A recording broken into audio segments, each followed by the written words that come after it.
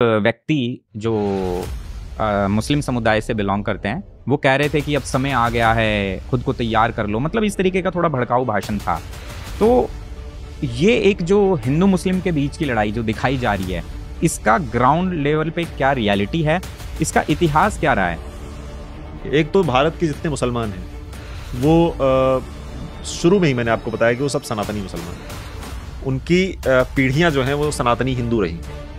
उनकी पीढ़ियां अगर हम कुछ 4-5 पीढ़ी पहले जाएंगे तो वो सब हिंदू ही थे। वो उनको जबरदस्ती कन्वर्ट कर दिया गया। असल में सनातन क्या है कि जब से ये सृष्टि अस्तित्व में आई, जब से हम मनुष्य अस्तित्व में आए या इस धरती पर जीव अस्तित्व में आए, तब से ही सनातन है। और जब तक ये सृष्टि रहेगी, ये ब्रह्मांड रहेगा, तब तक सनातन अस्तित्व में रहेगा। वो हिंदू हैं, वो मुस्लिम हैं, वो सिख हैं, ईसाई हैं, पारसी हैं, जैन हैं, बौद्ध हैं, वो सब जो है सनातनी बौद्ध हैं, सनातनी हिंदू हैं, सनातनी मुस्लिम हैं, सनातनी ईसाई हैं। ये कहना थोड़ा सा अन्याय भी होगा कि न्यूटन ने कुछ नहीं किया है। न्यूटन ने उसके जो गणितीय सूत्र हैं, मैथमेटिकल फॉर्मूलाज हैं, वो दिए गुरुत्वाकर्षण। मेरा सारा कष्ट इस बात का है कि वो गणितीय सिद्धांत भारत से निकलने चाहिए। सिख आदमी, शायद वो डायरेक्टर या प्रोड्यूसर हैं पंजाबी इंडस्ट्री के, वो कह रहे थे कि जो हम सिख लोग हैं वो तो भारतवर्ष के हैं ही नहीं, हम यूरोप साइड से आए हैं। गुरु नानक की जो शब्द हैं, जो साखियां हैं, जो उनके दोहे हैं, आप पढ़ें तो सारी जो साखियां हैं उसमें राम समाये हुए हैं। तो आज कुछ लोग हैं जो अज्ञानतावश, अहंकारवश या राजनीतिक कारणों से इस बात को कह रहे हैं, और दुखद है ये कि हमको और आपको ये सुनना पड़ रहा है। इच्छाएं सांसों की सीमा निश्चित है, इच्छाओं का अंत नहीं है, और जिसकी कोई इच्छा ना हो ऐसा कोई संत नहीं।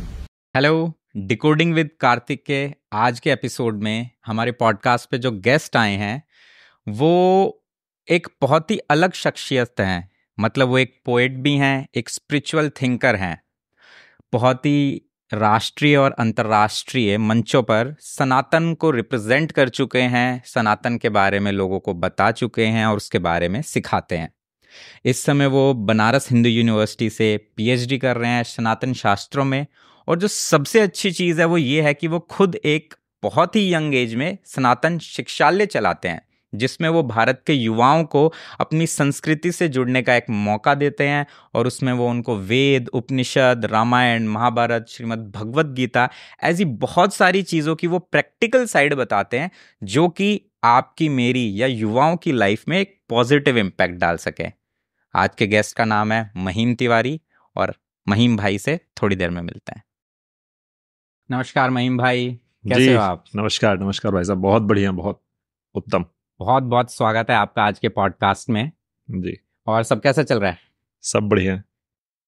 तो भाई सबसे पहले मैं समझना चाहूँगा, जैसे आपके बारे में, आपने बीटेक में एडमिशन लिया, जैसा कि कोई भी एक मिडिल क्लास बच्चा हमारे आपके जैसा लेता है, और उसके बाद फिर आपकी लाइफ बहुत ही स्विच कर गई। इस समय आप पीएचडी कर रहे हैं सनातन धर्म के बारे में और चीज़ें सीख रहे हैं, और आपने खुद का शिक्षालय भी स्टार्ट किया है सनातन धर्म से रिलेटेड। जी। तो इस जर्नी के बारे में थोड़ा सा बताइए, कहाँ से शुरू हुई और अब कहाँ है?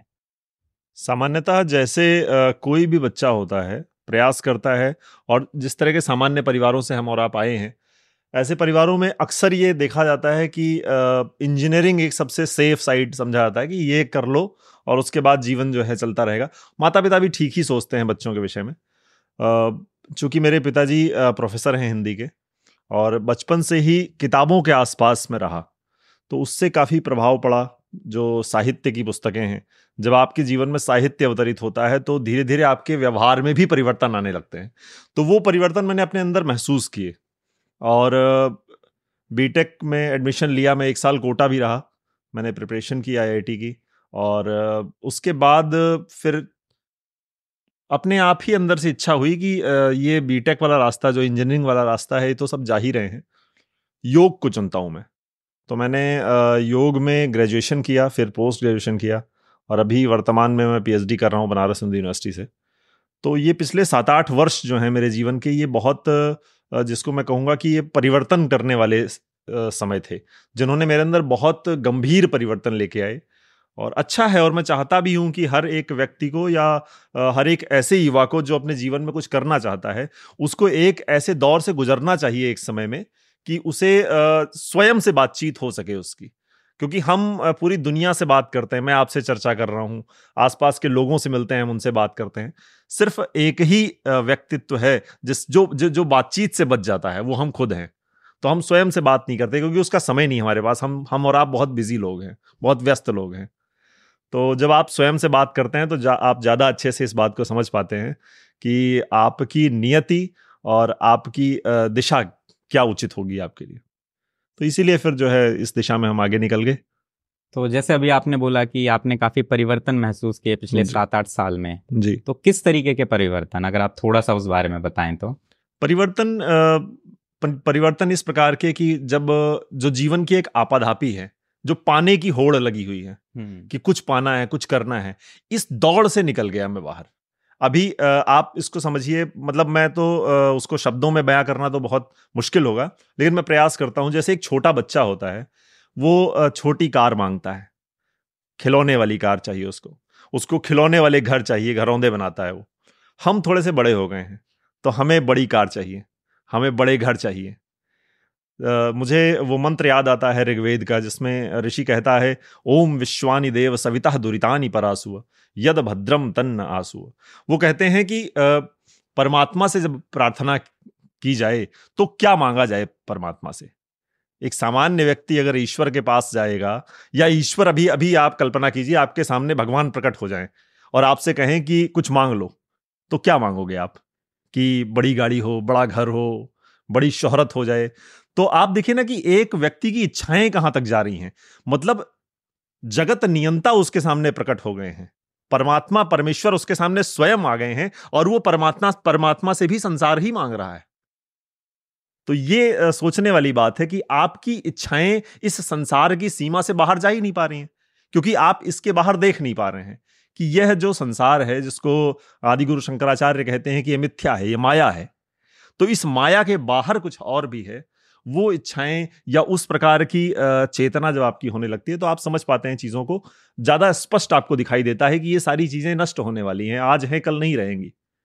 तो जब आप, अच्छा एक बात और मैं इसमें जोड़ना चाहूंगा कि दुख व्यक्ति को क्यों होता है? क्योंकि सुख की इच्छा है। सुख की इच्छा अगर ना हो, सुख प्राप्त करने की इच्छा हर समय हमारे मन में ना हो, तो हमको दुख नहीं होंगे। बिल्कुल। क्योंकि जब हमको लगता है कि ये काम हम करेंगे तो हमको सुख मिलेगा, ये काम हम करेंगे तो हमको सुख मिलेगा, और जब हम उस काम को करते हैं और कई बार वो जो वांछित सुख है वो नहीं मिलता है, तो हमको दुख होता है। वास्तविक में इस संसार में सुख जैसी कोई चीज नहीं है, दुख का ना होना ही हम सुख मान लेते हैं। आप एक बार इस बात को जरा गंभीरता से सोचिए। ये बहुत डीप है। हाँ, इस बात को थोड़ा गंभीरता से सोचिए कि जब जीवन में दुख नहीं होता है, हम उसी को सुख मानते हैं। जैसे आपसे किसी ने पूछा कि कैसी चल रही जिंदगी, सब बढ़िया है, कोई कष्ट नहीं है, यही कहते हैं ना। बिल्कुल। सामान्यतः हम यही कहते हैं कि हाँ हाँ सब अच्छा है, कोई दुख परेशानी कष्ट कुछ नहीं है, सब अच्छा है। सब अच्छा नहीं है, सिर्फ कष्ट नहीं है, सिर्फ दुख नहीं है, और आप उसको सुख मान रहे हैं। तो जिस दिन इस बात को इसकी पूरी गंभीरता से समझ लिया जाएगा कि इस संसार में कितना भी प्रयास कर लिया जाए, आप दुखों से तो मुक्त हो सकते हैं, लेकिन सुख की प्राप्ति संसार में नहीं है, आनंद की प्राप्ति अध्यात्म में ही है।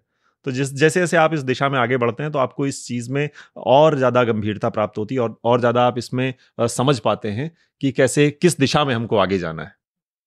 वो जैसे बोलते हैं ना कि इस संसार में संशोधन इतने हैं, साधन इतने हैं कि हर मनुष्य की इच्छा पूरी हो सकती है, बिल्कुल बेसिक। बिल्कुल। लेकिन जब आप इच्छाओं में बहुत महत्वाकांक्षी हो जाते हैं, उसका कोई अंत नहीं है। फिर वो एक इंसान की भी महत्वाकांक्षाएं पूरा संसार मिलके पूरी नहीं कर सकता। बिल्कुल, ये बात कही गई है कि जरूरतें हर एक व्यक्ति की पूरी हो सकती हैं। इस संसार में इतने संसाधन हैं कि हर एक व्यक्ति की जरूरतें पूरी हो सकती हैं, लेकिन किसी एक व्यक्ति की भी इच्छा पूरी करते करते ये सारी सृष्टि लय हो जाएगी।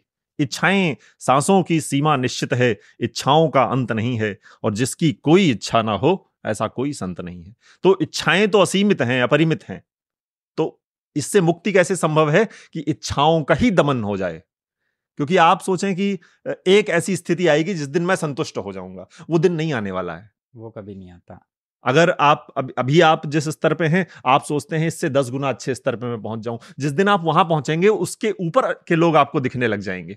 बिल्कुल। और जब आप विश्व में सर्वोच्च स्थिति पर भी पहुंच जाएं, तब आपके सामने यह संकट नहीं होगा कि अब हमें और ऊपर जाना है, तब आपके सामने यह संकट होगा कि अब यहीं बने रहना है। तो दुख नहीं समाप्त हो रहे हैं, या वो जो दौड़ है वो नहीं समाप्त हो रही है आपकी। वो दौड़ कैसे समाप्त हो रही है? सिकंदर के जीवन की एक कथा है, बहुत बढ़िया और बहुत अच्छा रूपक है वो, कि डायोजनीस एक संत है, एक वैरागी है, जो यूनान का वैरागी है। तो डायोजनीस के पास से जब सिकंदर की सेनाएं गुजरी, तो डायोजनीस सो रहा था वहां पर लेटा हुआ धूप के नीचे। ये बहुत बहुत अद्भुत कथा है। तो सिकंदर से उसने पूछा, सिकंदर की सेनाएं बगल से निकल रही थी, सिकंदर की पूरी सेना और पूरा विश्व के विजय की इच्छा लेते हुए वो जा रहा है। सिकंदर ने उसको देखा कि इतना सुकून से आदमी लेटा हुआ है, और मैं विश्व विजेता सिकंदर इतने परेशानियों में हूं, इतने कष्ट में हूं, लगातार मैं युद्ध कर रहा हूं। तो वो जाता है डायोजनीस के पास और डायोजनीस से पूछता है, कहता है कि तुम इतने सुख में कैसे हो? तो डायोजनीस उससे पूछता है कि तुम क्या करने निकले हो? उसने कहा, मैं तो विश्व को जीतने निकला हूं। तो बोले, उसके बाद क्या करोगे? विश्व जीत भी लोगे तो कह रहा है कि विश्व जीत लूंगा तो मैं पूरे विश्व का राजा हो जाऊंगा। बोले, ठीक है, उसके बाद क्या होगा? कह रहा, उसके बाद मैं आराम से विश्राम करूंगा। तो कह रहा है कि वो तो मैं अभी भी कर रहा हूं। तो ऐसा करो, घोड़े से उतरो, मेरे बगल में आ जाओ, ये तो तुम अभी भी कर सकते हो। तो हमको ये समझना पड़ेगा कि क्या विश्व विजय की कामना के बाद ही हम विश्राम करने के योग्य होंगे? तो वही बात है कि हमको, और विश्राम का अर्थ है नहीं कि कर्मों से विमुख हो जाएं। सनातन साहित्य जो है, सनातन शास्त्र जो है, वो आपको कर्मों से विमुख नहीं कर रहे हैं। भगवान श्री कृष्ण भगवत गीता में कर्मों के प्रधानता पर पूरा जोर देते हैं। वो कहते हैं कि कर्म करने हैं। भगवान श्री कृष्ण को पूरे भगवत गीता के दौरान, या उनका पूरा जब आप जीवन देखते हैं, तो श्री कृष्ण उस अवस्था पर हैं जहां पर वो कुछ भी ना करें तो भी सर्वज्ञ हैं, वो ईश्वर हैं। वो भगवत गीता में कहते भी हैं कि नमे पार्थास्ति कर्तव्यम त्रिषु लोकेषु किंचन। इन तीनों लोकों में कुछ भी ऐसा नहीं है जो मेरे करने योग्य हो। नमे पार्थास्ति कर्तव्यम त्रिषु लोकेषु किंचन नान अवाप्तम अवाप्तव्यम। मतलब इस तीनों संसार में कुछ भी ऐसा नहीं है जो मैं चाहूं और मुझे प्राप्त ना हो जाए, फिर भी मैं कर्म कर रहा हूं। अर्जुन से कहते हैं, तुम्हें क्या लगता है कि तुम्हारा ड्राइवर, तुम्हारा सारथी बनके मैं क्यों बैठा हूं युद्ध में, और तुम कर्म से विमुख होने की बात कर रहे हो? तुम कह रहे हो कि मैं कर्म नहीं करूंगा, मैं युद्ध से चला जाऊंगा। और मैं, जिसको कुछ भी करने की आवश्यकता नहीं है, कुछ भी पाने की इच्छा नहीं बची है, वो लगातार कर्म में लगा हुआ है। तो वो कहते हैं अगले ही श्लोक में कि यद यदा चरति श्रेष्ठः तत्तदेवेतरो जनः स यत् प्रमाणम कुरुते लोकस्तद अनुवर्तते। कि जैसा जैसा श्रेष्ठ लोग आचरण करते हैं, तो उनको देख करके जो सामान्य जन हैं वो उसका अनुकरण करते हैं। अगर मुझे तो सब कुछ प्राप्त हो चुका है, मैं तो सूर्य हूं, मेरे अंदर का प्रकाश तो अद्भुत है, लेकिन जो मुझे देख करके कर्म कर रहे हैं, यदि मैं भी कर्म करना बंद कर दूं और वो भी रुक जाए, जो मुझे देख करके आगे बढ़ रहे हैं, तो उनके तो छोटे जलते हुए दिए भी बुझ जाएंगे। तो इसलिए भगवान श्री कृष्ण लगातार कर्म की प्रधानता पर जोर देते हैं। वो कहते हैं करते रहना है, क्योंकि मनुष्य का धर्म है कर्म। अभी आपसे आगे चर्चा होगी धर्म पर हमारी। तो कर्म करना तो मनुष्य का धर्म है, लेकिन उन कर्मों में आसक्त नहीं होना है कि ये करेंगे तो ये मिल जाएगा, क्योंकि जीवन जो है वो व्यापार नहीं है। अगर आप सुबह और शाम यही सोच रहे हैं कि ये करेंगे तो क्या मिलेगा, ये नहीं किया तो क्या चूक जाएंगे, तो सारी समस्या की जड़ यहीं पैदा हो जाती है कि जब आपको ये लगने लगता है कि ये नहीं किया तो ये चूक जाएंगे, तो फिर आप व्यापारी की तरह सोचने लग गए, जीवन में भी लाभ और हानि देखने लग गए। तो यही सारा सिद्धांत है कर्म का। आपने जैसे अभी अभी सनातन की बात की जी।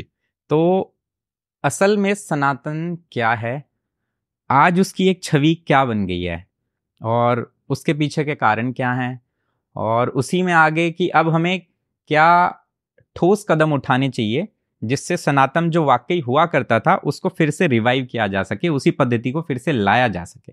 इस पे थोड़ा सा बताइए।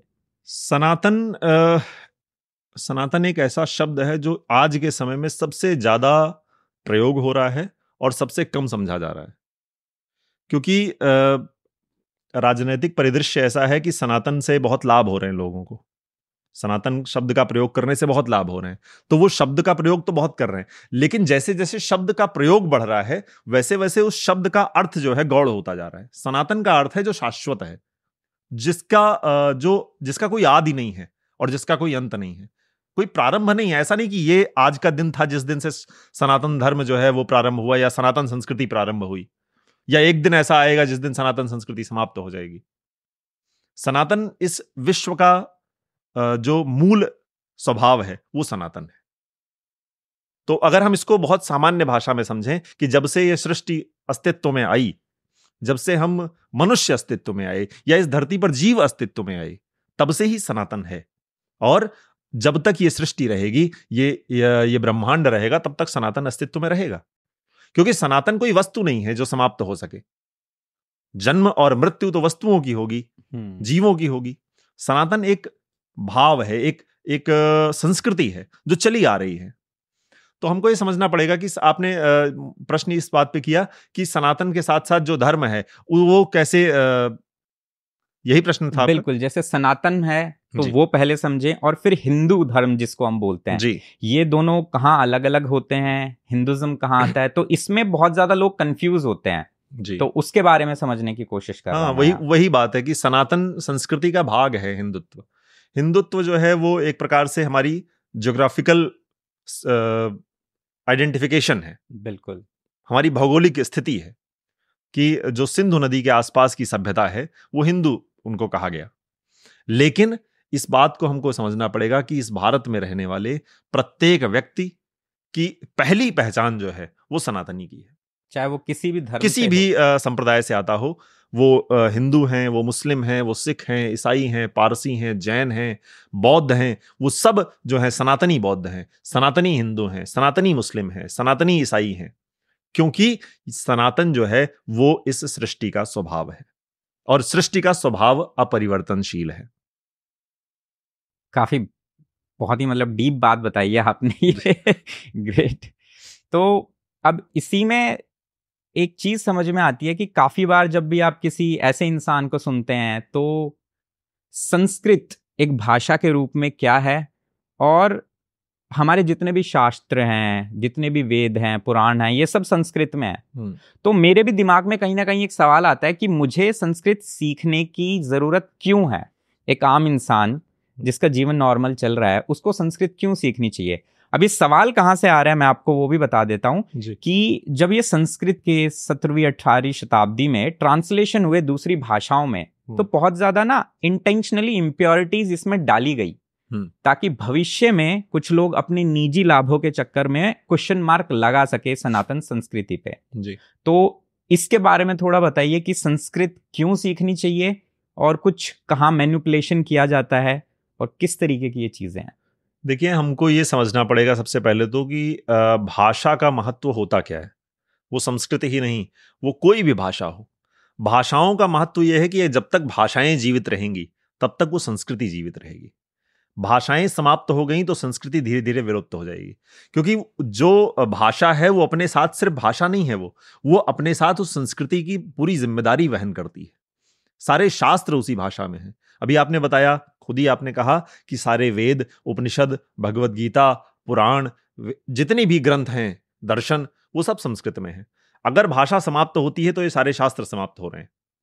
तो जैसे ही ये सारे शास्त्र समाप्त हो जाएंगे तो आपको क्या लगता है कि इस संस्कृति में फिर बचेगा क्या? कुछ भी नहीं। तो इसीलिए संस्कृत का बचना जरूरी है। हम लोग कहते हैं ना, अभी आपने कहा कि संस्कृत क्यों पढ़ें, संस्कृत की क्या आवश्यकता है, क्या लाभ है हमको पढ़ने से संस्कृत। अभी पिछले प्रश्न के उत्तर में मैंने एक बात कही कि हम और आप सिर्फ इस बात को देखने लग गए हैं, चूंकि हमारा जो मस्तिष्क है वो व्यापार में ज्यादा सोचने लगा है कि ये करने से क्या लाभ होगा, ये नहीं करेंगे तो क्या चूक जाएंगे, क्या नुकसान हो जाएगा। तो ये लाभ और हानि के जो मीटर के बीच में सोचने की जो प्रवृत्ति है, ये प्रवृत्ति घातक है। क्योंकि ये प्रवृत्ति हमको पतन की ओर ले जा रही है, ये हमको व्यापारी बना रही है। हम बहुत अच्छे व्यापारी तो बन जाएंगे लेकिन मनुष्यता में हम हार जाएंगे, मानवीयता में हम हार जाएंगे। ईसावास्य उपनिषद में एक मंत्र आया है, विद्याम चा अविद्याम चा यस्तद वेदो भयम सह अविद्या मृत्युम तीर्थवा विद्या अमृतमश्नुते। वो कहते हैं कि विद्या और अविद्या दोनों का एक साथ ज्ञान होना आवश्यक है। अब ये अविद्या क्या है? यहां पर अविद्या का अर्थ ये नहीं है कि अविद्या का अर्थ जो हम समझते हैं सामान्यतः, अविद्या का अर्थ यहां पर है जो सांसारिक ज्ञान है, जो विज्ञान है, या जो भी संसार में हम सीख रहे हैं, अर्थ का ज्ञान है, व्यापार है, ये सारे वाणिज्य है, ये सब जो हम संसार में सीखते हैं ये अविद्या के अंतर्गत आता है। और विद्या क्या है? विद्या वो परम ज्ञान है जो हमको मनुष्यता की परिभाषा देता है, जो हमको मनुष्य बनाता है, जो हमें परमात्मा से मिलन कराता है, वो विद्या के अंतर्गत आता है। तो विद्या और अविद्या दोनों को पढ़ने के लिए, दोनों को जानने के लिए उपनिषद कह रहे हैं। उपनिषद ही नहीं कहते कि संसार से दूर हो जाओ या संसार से संसारिक ज्ञान जो है उससे विमुख हो जाओ, उसको छोड़ दो, क्योंकि अगर आपने उसको छोड़ दिया तो आप पीछे छूट जाएंगे। तो किसी भी प्रकार से सनातन के शास्त्रों को ठीक प्रकार से समझा नहीं गया। इसलिए कहा गया कि जो भगवत गीता पढ़ लेगा या जो वेद पढ़ेगा, उपनिषद पढ़ेगा, वो बाबा बन जाएगा, सन्यासी बन जाएगा, वो संसार छोड़ देगा। इस प्रकार की बातें आपने सुनी होंगी अपने आसपास। मेरे साथ खुद ये हुआ, बीच में एक बार टोक रहा हूँ, अभी मैं कुछ महीने पहले मैंने सोचा कि मुझे योग सीखना चाहिए और भारतीय संस्कृति क्या है, किस तरीके की दिनचर्या होती है, या एक आश्रम का जीवन कैसा होता है जी। तो वो जानने के लिए मैं कुछ दिनों के लिए गया। तो जैसे ही मेरे आसपास के लोगों को पता चला कि मैं इस तरीके का कोई एक डिसीजन ले रहा हूँ, मेरी अपनी एक लाइफ है, एक अच्छी जॉब है, सारी चीजें चल रही थी, तो सबके दिमाग में एक सवाल आया। कुछ ने पूछ लिया, कुछ ने नहीं पूछा, लेकिन सवाल एक ही था कि ये बाबा बन जाएगा जी। तो ये एक बहुत बड़ा प्रश्न है कि जैसे ही कोई इंसान अपने शास्त्रों की तरफ पहला कदम बढ़ाता है तो सबसे पहले समाज, और समाज से भी पहले परिवार ही उसको रोकने लगता है कि ये पता नहीं हाथ से निकल जाएगा, जबकि ऐसा है नहीं। मतलब एक अच्छा जीवन जीने के लिए अगर किसी ने भगवत गीता को पढ़ लिया, तो मैं जैसे अपना खुद का बिजनेस करता हूँ, तो मुझे ये समझ में आता है कि एक बिजनेसमैन अगर भगवत गीता को अच्छे से पढ़ लेता है तो उसे अपने व्यापार में इतना लाभ हो सकता है जितना वो सोच भी नहीं सकता। ये सारे साइड प्रोडक्ट्स हैं। व्यापार में लाभ हो जाएगा, जीवन ठीक हो जाएगा, आपकी मानसिक स्थिति ठीक रहेगी, आपका शरीर ठीक रहेगा, आप विचलित नहीं होंगे, आप किसी कार्य को करना प्रारंभ करेंगे तो आप उसमें जल्दी से हार नहीं मानेंगे। वो श्लोक है, युक्ताहार विहारस्य युक्त चेष्टस्य कर्मसु युक्त स्वप्नावो बोधस्य योगो भवति दुःखः। भगवान कह रहे हैं कि अगर आपका आहार विहार ठीक होगा, अगर आपके कर्मों में आपकी चेष्टा ठीक होगी, अगर आपका स्वप्न यानी कि आपकी निद्रा ठीक होगी, तो योग जो है आपको दुख से मुक्त कर देगा। अब मुझे बताइए कि जो चर्चाएं चारों तरफ होती हैं कि श्रीमद् भगवत गीता जो पढ़ेगा वो बाबा हो जाएगा, या फिर एक बात ये भी आती है कि ये तो हिंदुओं का ग्रंथ है। मैं कहता हूं कि ये मनुष्य मात्र का ग्रंथ है। अगर मुस्लिम इस बात को पढ़ता है, ईसाई पढ़ता है, बौद्ध, जैन, पारसी पढ़ता है, तो अगर उसका भोजन ठीक होगा, उसकी कर्मों में चेष्टा ठीक होगी, अगर उसकी निद्रा ठीक होगी, तो उसका भी जीवन स्वस्थ होगा। ऐसा तो है नहीं कि चूंकि श्रीमद् भगवत गीता में कहा है तो मुसलमान करेगा तो उसको फायदा नहीं होगा, उसको भी होगा। तो ये तो एक तरह से मानव मात्र के लिए है। अगर आप मनुष्य हैं, आपने धरती पर जन्म लिया है, आप श्वास ले रहे हैं, तो आपके लिए ये मैनुअल है, आप इसको फॉलो कीजिए, आप इसका पालन कीजिए। एक एक नियम है इसमें। आप जब योग दर्शन पढ़ते हैं तो उसमें यम और नियम बताए हैं। वो यम और नियम क्या है? विधि और निषेध है। वो बताते हैं, महर्षि पतंजलि कहते हैं 5 यम है और 5 नियम है। सामाजिक पहले जो सामाजिक नियम है वो है, और फिर व्यक्तिगत नियम है। यम क्या है? अहिंसा, सत्य, अस्तेय, ब्रह्मचर्य और अपरिग्रह। अहिंसा अर्थात किसी के प्रति मन में, वाणी से या कर्म से कष्ट नहीं देना है किसी को। सामान्य सी बात है, कितनी अच्छी बात है। ये सबके पालन करने योग्य है। ऐसा कुछ नहीं है कि आप हिंदू हैं तो आप पालन करें। अगर आप पूरी दुनिया इस बात का पालन करना शुरू कर दे तो कितनी सुंदर दुनिया हमें अपने आसपास दिखेगी। अहिंसा, सत्य, सत्य का अर्थ है कि हम भ्रमित ना करें किसी को, जो जैसा है वैसा कह दें। अस्तेय, चोरी ना करें। मनसा वाचा कर्मणा, हम किसी के दूसरे की वस्तु पर अनाधिकृत चेष्टा ना करें। ब्रह्मचर्य, ब्रह्म जैसा आचरण। तो अगर ब्रह्म जैसा आचरण होगा तो चारों तरफ प्रसन्नता फैलेगी। और अपरिग्रह, अपरिग्रह का अर्थ होता है कि जितनी आवश्यकता है उससे अधिक संचय न करें। आज के समय में सबसे बड़ी समस्या यही है कि जो अमीर हैं वो अमीर होते चले जा रहे हैं। क्यों हो रहे हैं? क्योंकि उनकी आवश्यकताएं तो इतनी हैं, लेकिन उन्होंने संचय इतना कर लिया है, इकट्ठा कर लिया है अपने पास। तो जब आप संचय नहीं करेंगे तो दूसरे के हिस्से का जो आपने अपने घर में भर लिया है वो उनके हिस्से तक का उन तक पहुंच पाएगा। फिर उसके बाद 5 नियम बताते हैं महर्षि पतंजलि। शौच, संतोष, तप, स्वाध्याय और ईश्वर प्रणिधान। शौच अर्थात अपना शरीर जो है, अपना मन जो है वो शुद्ध रखना, उसकी शुद्धि। संतोष, संतोष का अर्थात जो प्राप्त है वो पर्याप्त है, इस भाव के साथ जीना। तप, तप का अर्थ होता है कि अपने शरीर को, अपनी इंद्रियों को जिस कार्य में भी आप लगे हुए हैं उसमें पूरी निष्ठा से लगाना, उसमें फिर कोई संकोच न करना, तो तप हो गया। स्वाध्याय अर्थात जिस आप कर्म को कर रहे हैं उस कर्म को जानना, और स्व का अध्ययन अर्थात अपना अध्ययन, जिसकी बात मैंने प्रारंभ में की थी कि स्वयं से चर्चा आप करें, स्वयं को आप जानें। और अंतिम है ईश्वर प्रणिधान, अर्थात जितना भी काम आप कर रहे हैं ये सब कुछ ईश्वर के चरणों में समर्पित करके करना। मैं नहीं आना चाहिए इसमें। हाँ, मैं नहीं कर रहा हूं। कर्म त्यागना तो बहुत आसान है, कुछ ना करें, बैठ जाएं, निठल्ले हो जाएं तो छोड़ दिया हमने कर्म। लेकिन कर्ता भाव त्यागना मुश्किल है कि मैं कर तो रहा हूं लेकिन मैं नहीं कर रहा हूं, मुझसे करवाया जा रहा है।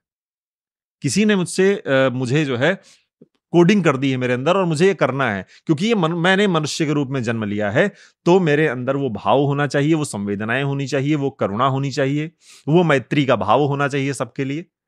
और ये इसलिए नहीं होना चाहिए कि मैं बहुत महान हूं। एक सूक्ष्म अहंकार जन्म लेता है साथ ही साथ में। जब हम किसी के ऊपर करुणा करते हैं तो हमारे अंदर एक सूक्ष्म अहंकार जन्म लेता है कि यार मैं तो बहुत दयावान व्यक्ति हूं। ये भाव जहां पर आया तो वहीं पर सारी गड़बड़ शुरू हो गई। बिल्कुल। ये भाव नहीं आना चाहिए कि मैं बहुत दयावान हूं, ये अहंकार हो गया। ये दया जो है, ये करुणा जो है, ये मनुष्य के गुण हैं। अगर ये नहीं है तो आप ठीक ठीक मनुष्य भी नहीं है। तो ये सारा, उसकी सारी व्याख्या यहीं पर आती है सनातन की। बिल्कुल। तो मान लीजिए अब एक मेरा जैसा इंसान, चाहे वो हिंदू हो या हम कहते हैं जो सनातनी है, जो इस जोग्राफिकल लैंड पे रह रहा है या पूरी पृथ्वी पे, वो अगर शुरुआत करना चाहता है तो क्या क्या पढ़ना जरूरी है? जैसे कौन से वेद, कहाँ से शुरू किया जाए, क्या क्या पढ़ा जाए, इसके बारे में थोड़ा सा बताएं। कौन कौन से शास्त्र हैं, कौन से उपनिषद हैं, क्या कौन किस बारे में बात करता है? शुरुआत करने के लिए तो मुझे, जैसा कि सनातन संस्कृति के 3 मुख्य ग्रंथ हैं पर जिनको प्रस्थानत्रयी कहा गया है। प्रस्थानत्रयी का अर्थ ही यही है कि अगर किसी को प्रारंभ करना है तो यहां से प्रारंभ करें। उसमें है ब्रह्मसूत्र, उपनिषद और श्रीमद् भगवद गीता। ब्रह्मसूत्र थोड़ा सा आज के परिप्रेक्ष्य में कठिन हो जाता है। श्रीमद् भगवद गीता और उपनिषद, यहां से आप प्रारंभ कर सकते हैं। श्रीमद् भगवद गीता सर्वसुलभ है, बहुत सहज है और बहुत गहरी भी है। हर स्तर के व्यक्ति के लिए उसमें कुछ ना कुछ मिल जाएगा। तो श्रीमद् भगवद गीता से आप प्रारंभ कर सकते हैं। उसके पश्चात उपनिषदों पर आप जाइए। उपनिषद, मुक्तिकोपनिषद में उपनिषदों की संख्या 108 बताई गई है, लेकिन जो मुख्य उपनिषद हैं जिन पर आदिगुरु शंकराचार्य ने भाष्य किए, ईश, केन, कठ, प्रश्न, मुंडक, पांडुक्य, ऐतरेय, तैत्तिरीय, श्वेताश्वतर और बृहदारण्यक, छांदोग्य उसमें छूट गया। तो ये जो मुख्य उपनिषद हैं इनका अध्ययन कीजिए। उसके बाद जो है आप जब थोड़ा सा गूढ़ रहस्य इसका समझने लग जाएं, फिर आप वेदों की ओर बढ़िए। अब सीधा वेद अगर कोई ऋग्वेद उठाएगा तो बहुत मुश्किल होगी उसे समझने में। यजुर्वेद है, सामवेद है, अथर्ववेद है, उसमें बहुत गहरी और बहुत दार्शनिक बातें की गई हैं।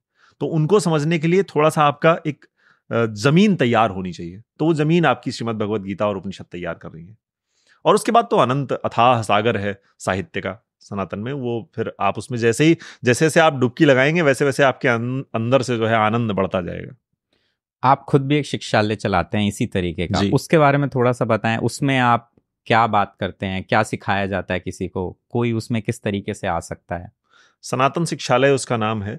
और पिछले वर्ष मैंने प्रारंभ किया क्योंकि जब 7-8 वर्षों से मैं ये काम कर रहा हूँ, जिसमें मैं अलग देश के अलग अलग हिस्सों में जाता हूँ और प्रयास करता हूँ कि जो सनातन साहित्य हैं जिससे आज का युवा दूर होता जा रहा है, वो युवाओं तक पहुंचाया जाए, उनकी भाषा में पहुंचाया जाए। अगर मैं बैठ करके यहाँ बहुत दार्शनिक बातें करना प्रारंभ करूं तो मुझे नहीं लगता कि आपको उसमें रुचि आएगी।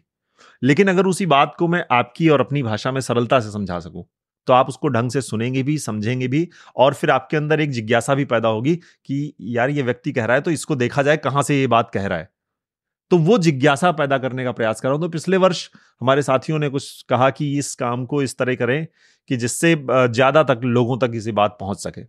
तो फिर मैंने उसमें सनातन शिक्षालय प्रारंभ किया, जिसमें जो मुख्य 4 वेद हैं, उसके बाद 10 उपनिषद, 6 दर्शन, श्रीमद् भगवद गीता, रामायण और महाभारत, ये जो मुख्य ग्रंथ हैं सनातन साहित्य के, इन सभी साहित्यों के जो ग्रंथ हैं, इन सभी ग्रंथों को सरल भाषा में, हमारी और आपकी भाषा में, इसको मैं पढ़ाने का प्रयास करता हूं, समझाने का प्रयास करता हूं। पढ़ाना शब्द उचित नहीं होगा क्योंकि इसके जो मुख्य कि इतना तो कम से कम पता ही होना चाहिए। आज आप सड़कों पे निकलें, आप देखिए, गर्व से कहो हम हिंदू हैं, और वो भगवा रंग का ध्वज लेकर के युवा जा रहे हैं। अच्छी बात है, करना चाहिए, ये भी आवश्यक है। अगर आप सनातनी हैं तो सनातनी दिखें भी, लेकिन सिर्फ सनातनी दिखना महत्वपूर्ण नहीं है, सनातनी होना महत्वपूर्ण है। तो सनातनी आप होंगे कैसे? जब आपके अंदर वो आत्मविश्वास होगा। और आत्मविश्वास कैसे आएगा? आत्मविश्वास शास्त्रों के अध्ययन से आएगा। इसके अतिरिक्त तो कोई और मार्ग नहीं है। आप बहुत अच्छे नारे लगाते हैं, आप बहुत अच्छा वस्त्र धारण करते हैं, लेकिन जैसे ही आपसे कोई शास्त्रों पर बात करना प्रारंभ करेगा और अगर आपको उनका ज्ञान नहीं है तो आपको मौन हो जाना पड़ेगा, आपको चुप हो जाना पड़ेगा। और वो सबसे अधिक कष्ट की स्थिति होती है मेरे लिए कि जब मैं किसी से बात करता हूं और कोई बहुत आवेश में है, बहुत जोश में है इस बात को लेकर के कि वो सनातनी है, वो हिंदू है, और उससे एक सामान्य सा मंत्र मैं पूछता हूं कि आप जो भी जानते हो एक मंत्र मुझे सुना दीजिए, तो जब वो मौन हो जाता है तो मुझे कष्ट होता है। इसलिए कष्ट होता है क्योंकि मैं उसके अंदर अपना प्रतिबिंब देखता हूं और मैं सोचता हूं कि अगर इस प्रकार के युवा और देश में पैदा हों जो शास्त्रों में बिल्कुल दक्ष हों, तो फिर क्या स्थिति होगी। ऐसा नहीं आएगा कि एक दिन घोषणा होगी कि आज से भारत विश्व गुरु हो गया, या कोई सर्टिफिकेट साइन किया जाएगा, प्रमाण पत्र दिया जाएगा कि नहीं आज से आप जो है विश्व गुरु हो गए। वो दिन ऐसे ही आएंगे जैसे जैसे शास्त्रों के प्रति जागृति बढ़ेगी। और मैं तो इस बात को भी कहता हूं कि जैसे जैसे विज्ञान बढ़ेगा दुनिया में, वैसे वैसे सनातन की प्रासंगिकता बढ़ती जाएगी, क्योंकि सनातन शास्त्रों में विशुद्ध विज्ञान है। बिल्कुल। जो सनातन के शास्त्र, जो दर्शन है, महर्षि कणाद के का जो वैशेषिक दर्शन है, वो शुद्ध विज्ञान की पुस्तक है। उसमें गति के सिद्ध लॉज ऑफ मोशन, उसमें गुरुत्वाकर्षण है, उसमें विस्कोसिटी है, तरलता, मतलब आप उसमें सारे सूत्र दिए हुए हैं। और ये कब लिखा गया था लगभग? ये आज के 2500 वर्ष पूर्व लगभग लिखा गया है। और ये सारी चीजें उसमें उपलब्ध हैं पहले से। लेकिन दुखद या दुर्भाग्यपूर्ण क्या है? दुर्भाग्यपूर्ण ये है कि हमने और आपने उसको गंभीरता से नहीं लिया। ये जो पिछले 1200 वर्षों का गुलामी का इतिहास रहा, उस इतिहास में या उस कालखंड में हमें हमारे शास्त्रों से दूर किया गया, हमें हमारी संस्कृति से दूर किया गया, हमें हमारी भाषा से दूर किया गया, हमें हमारे रहन सहन के तरीकों से दूर किया गया, हमें हमारे भोजन से दूर किया गया। और सिर्फ दूर नहीं किया गया, उसके प्रति हीन भावना हमारे मन में भरी गई। और उस हीन भावना के कारण आज ये हमारी स्थिति है कि एक सामान्य सा व्यक्ति, अगर मैंने शिखा रखी है, अगर कोई व्यक्ति मेरी शिखा देखता है तो वो कहता है कि तुम तो पंडित जी हो। उन्हें इससे मतलब नहीं है कि उस समय साहित्य जगत में क्या हो रहा है, उन्हें इससे मतलब नहीं है कि उस समय आध्यात्मिक जगत में क्या हो रहा है। तो इतिहास लेखन की ये जो विधा है, मेरे जीवन में क्या परिवर्तन आ जाएगा अगर मैं जान जाऊं कि 1534 में कौन मर गया, या 1734 में किसकी लड़ाई हो गई, 1812 में कौन मर गया, ये जानने से मेरे जीवन में क्या परिवर्तन आ रहा है। अगर मैं हिस्ट्री का स्टूडेंट हूं तो हो सकता है मेरे लिए जरूरी हो, वरना इन जनरल तो कोई काम नहीं आएगा। नहीं, मैं तो और एक कदम आगे बढ़ता हूं। इतिहास के विद्यार्थी के लिए भी ये जान करके उसके जीवन में क्या परिवर्तन आ रहा है कि 1612 में किसकी लड़ाई किससे हुई थी और उसमें कितने सैनिक मर गए थे, उसके जीवन में क्या गुणात्मक परिवर्तन आ गया इससे? शायद कुछ भी नहीं। तो अगर इतिहास को इस तरह से प्रस्तुत किया गया जिसमें तथ्यों पर इतना जोर दे दिया गया, क्या ये जो इतिहास 1200 वर्षों का है, इसके पहले इतिहास लेखन नहीं होता था? हजारों सालों का होता रहा है, लेकिन उसको हम इतिहास मान ही नहीं रहे। अब हम क्या कहते हैं कि हम कहते हैं जैसे रामायण और महाभारत ये इतिहास पुराण है। पुराण इसलिए क्योंकि ये बहुत पुरातन है, और इतिहास इसलिए क्योंकि इतिहास यह ऐसा था, ये सारी घटनाएं हुई। इसको हम मिथक कहने लग गए, इसको भी माइथोलॉजी बोलने लग गए हैं। मिथ क्या होता है? जो घटनाएं, जो कथाएं हो, हम उनको कथाएं कहने लग गए। क्यों? क्योंकि उसमें तथ्य नहीं दिए गए हैं, उसमें डेट नहीं बताई है कि ये 2535 बीसी है। तथ्यों से दूर। इतिहास लेखन की परंपरा उस समय दूसरी थी। अब जो इतिहास लेखन की परंपरा आई है उसमें इतना ज्यादा डेट्स पे जोर दिया जा रहा है जिसका कोई अर्थ नहीं है। क्या करेंगे जानकर हम, तारीखों को रट करके? जब भगवान श्री राम अयोध्या से निकले हैं तो वो, आप देखिए ना कि पूरा रामायण जब आप पढ़ते हैं तो आपको भारत के पूरी भौगोलिक स्थिति के विषय में जानकारी हो जाती है। भगवान श्री राम अयोध्या से निकलते हैं, वो निषाद से मिलते हैं, उस समय निषादों की क्या स्थिति है उससे उसकी जानकारी होती है। वो केवट से मिलते हैं, वो आगे बढ़ते हैं तो ऋषि क्या अनुसंधान कर रहे हैं, वो महर्षि अगस्त्य से मिलते हैं। वो और आगे बढ़ते हैं तो माँ अनुसुईया से मिलते हैं, जो माँ अनुसुईया माँ सीता को वस्त्र देती हैं। महर्षि अगस्त्य ने शस्त्र दिए हैं भगवान श्री राम को। फिर और आगे बढ़ते हैं वो तो सुग्रीव से मिलते हैं, जटायु से मिलते हैं, संपाति से मिलते हैं, शबरी से मिलते हैं। तो ये सारा इतिहास है आपका। और इतिहास लेखन की ये विधा थी पहले। हमने उसको कहानियां बना दिया। हमने कहा ये तो सारी कहानियां हैं। तो बस सारी समस्या यहां पर आ गई कि हम जब उसको कहानी कहना प्रारंभ कर देते हैं, कथा कहना प्रारंभ कर देते हैं, हम कहते हैं कि हम राम कथा सुनने जा रहे हैं। हम राम कथा नहीं सुनने जा रहे हैं, हम राम के जीवन को सुनने जा रहे हैं, भारत का इतिहास सुनने जा रहे हैं। तो भारत के इतिहास के रूप में जब हम उसको याद रखेंगे तो वो एक दूसरा प्रभाव हमारे ऊपर डालेगा। राम का जीवन जब आप पढ़ते हैं तो आपके जीवन में गुणात्मक परिवर्तन आते हैं, लेकिन जब आप ये पढ़ते हैं कि 1237 में किस राजा ने किस राजा को मार दिया, तो आपके जीवन में कोई गुणात्मक परिवर्तन नहीं आ रहा है। तो मेरे कहने का ये सारा का सारा आशय सिर्फ इतना है कि हम इतिहास तो पढ़ें, लेकिन हम ये समझें कि किस इतिहास से हमारे जीवन पर प्रभाव पड़ रहा है। कुछ भी न पढ़ते नहीं। ये शिक्षा व्यवस्था जो है, इससे भी मुझे बहुत घोर आपत्तियां हैं। इस पे आगे पूरी बात हाँ, इस पर हम विस्तार में चर्चा करेंगे। जी बिल्कुल। तो एक आपने अभी शब्द यूज किया, राम कथा। तो ये साइकोलॉजिकली कितनी बड़ी बात है कि ये इम्प्लांट किया गया कि आप इसको राम कथा बोलो, ताकि अनकॉन्शियसली कहीं ना कहीं इंसान उसको एक माइथोलॉजी के वे में देखने लगे। और ये सारे जो चीजें की गई है मेरे ख्याल से पिछले 200-300 वर्षों में की गई हैं। जी। तो इसी में अगर थोड़ा सा आगे बढ़ें तो आयुर्वेद, आज का जो समाज है, अगर अभी हम हमारी सामाजिक स्थिति देखें तो एक थोड़ी सी डिबेट सी दिखती है, एक फ्रिक्शन दिखता है कि आयुर्वेद बेहतर है या फिर एलोपैथी बेहतर है या इस तरीके की चीज़ें। तो आयुर्वेद और योग के बारे में थोड़ा सा समझना चाहूँगा। और मेरा ऐसा पर्सनली मानना है कि देखिए, आयुर्वेद अपनी जगह सही है, एलोपैथी अपनी जगह सही है, और ये अलग अलग विद्याएं हैं जो कि मतलब हम इसको ऐसे समझ सकते हैं, एक एप्पल है और एक ऑरेंज है। बिल्कुल, दोनों अच्छी चीज़ हैं, दोनों आपके लिए यूजफुल हैं। डिपेंड करता है कि आपकी स्थिति क्या है और आप क्या इनटेक करना चाह रहे हैं। बिल्कुल। हो सकता है कि इंसान के लिए आयुर्वेद इस समय ज़्यादा सही हो, वो क्योंकि एक अलग दृष्टिकोण से आपको देखता है और आपका इलाज करता है। बिल्कुल। मॉडर्न मेडिसिन जो है वो एक अलग दृष्टिकोण से, एक अलग तरीके से वर्क करती है। तो थोड़ा सा आयुर्वेदा का इतिहास क्या रहा है इसके बारे में बताइए, और शास्त्रों में या जो एंशिएंट टेक्स्ट हैं वो इसके बारे में क्या बोलते हैं। शुरुआत आपने की एलोपैथी और आयुर्वेद से। सबसे पहले तो ये, जैसा आपने बताया कि ये दोनों चिकित्सा पद्धतियां हैं और दोनों अपने आप में अच्छी हैं, दोनों की अपनी सीमाएं हैं। हमको दोनों चीजें स्वीकार करनी होगी। साथ ही साथ में आयुर्वेद की भी अपनी सीमाएं हैं। ऐसा नहीं कि आयुर्वेद से सब कुछ हो सकता है। आयुर्वेद की भी अपनी सीमाएं हैं और साथ ही साथ में एलोपैथ की भी अपनी सीमाएं हैं। तो समस्या तब आती है जब हम सीमाओं को स्वीकार नहीं करते हैं, तो तभी सारी समस्याएं पैदा होती हैं। और उसके साथ आपने कहा कि आयुर्वेद का इतिहास क्या है। आयुर्वेद कोई ऐसा वो नहीं है कि एक दिन ऐसा था कि हाँ इस दिन से आयुर्वेद की स्थापना हुई और फिर वो जन्म हुआ। महर्षि जो भगवान धन्वंतरी जो हैं, भगवान धन्वंतरी ने उसको प्रारंभ किया, आयुर्वेद को, आयुर्वेद की चिकित्सा को प्रारंभ किया। तो आयुर्वेद जो है वो अथर्ववेद का उपवेद है हमारे।